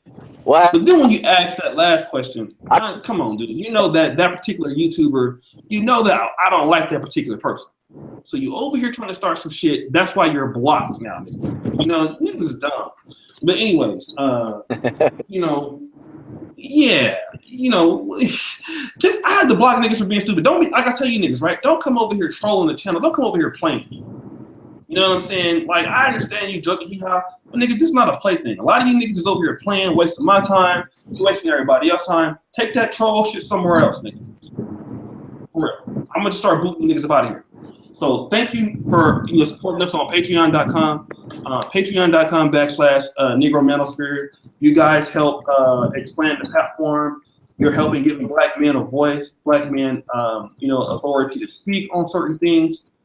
So keep supporting us on Patreon. If you're not a Patreon and you're tired of hearing black men and get the shit in the stick on Ebony Essence, sign up for the Patreon.com. Spend $5 a month. I know you niggas got that kind of money because you've been out there buying hoes chicken burgers and shit. So anyways, shout outs to you. Gilla, hit me up, man, on the Facebook so I get the shirt. And anything else you want to say? Marcus? Oh, no, I'm chilling, bro. I just appreciate you, man. I appreciate everything you're doing and keep up the good fight. Shit. And I'm glad that brothers are having this dialogue, because that's all we doing is just giving men options. Right. This shit been going on. The shit been going on for the longest. It's just niggas that ain't trying to talk about it. I'm just the first nigga ratchet enough to say what's going on, but that's all it is an option, bro. I'm chilling, man. I'm just glad we had the conversation. No problem, man. And once again, man, thank you so much, bro. And I'm about this biatch. Peace. All right, y'all. Peace.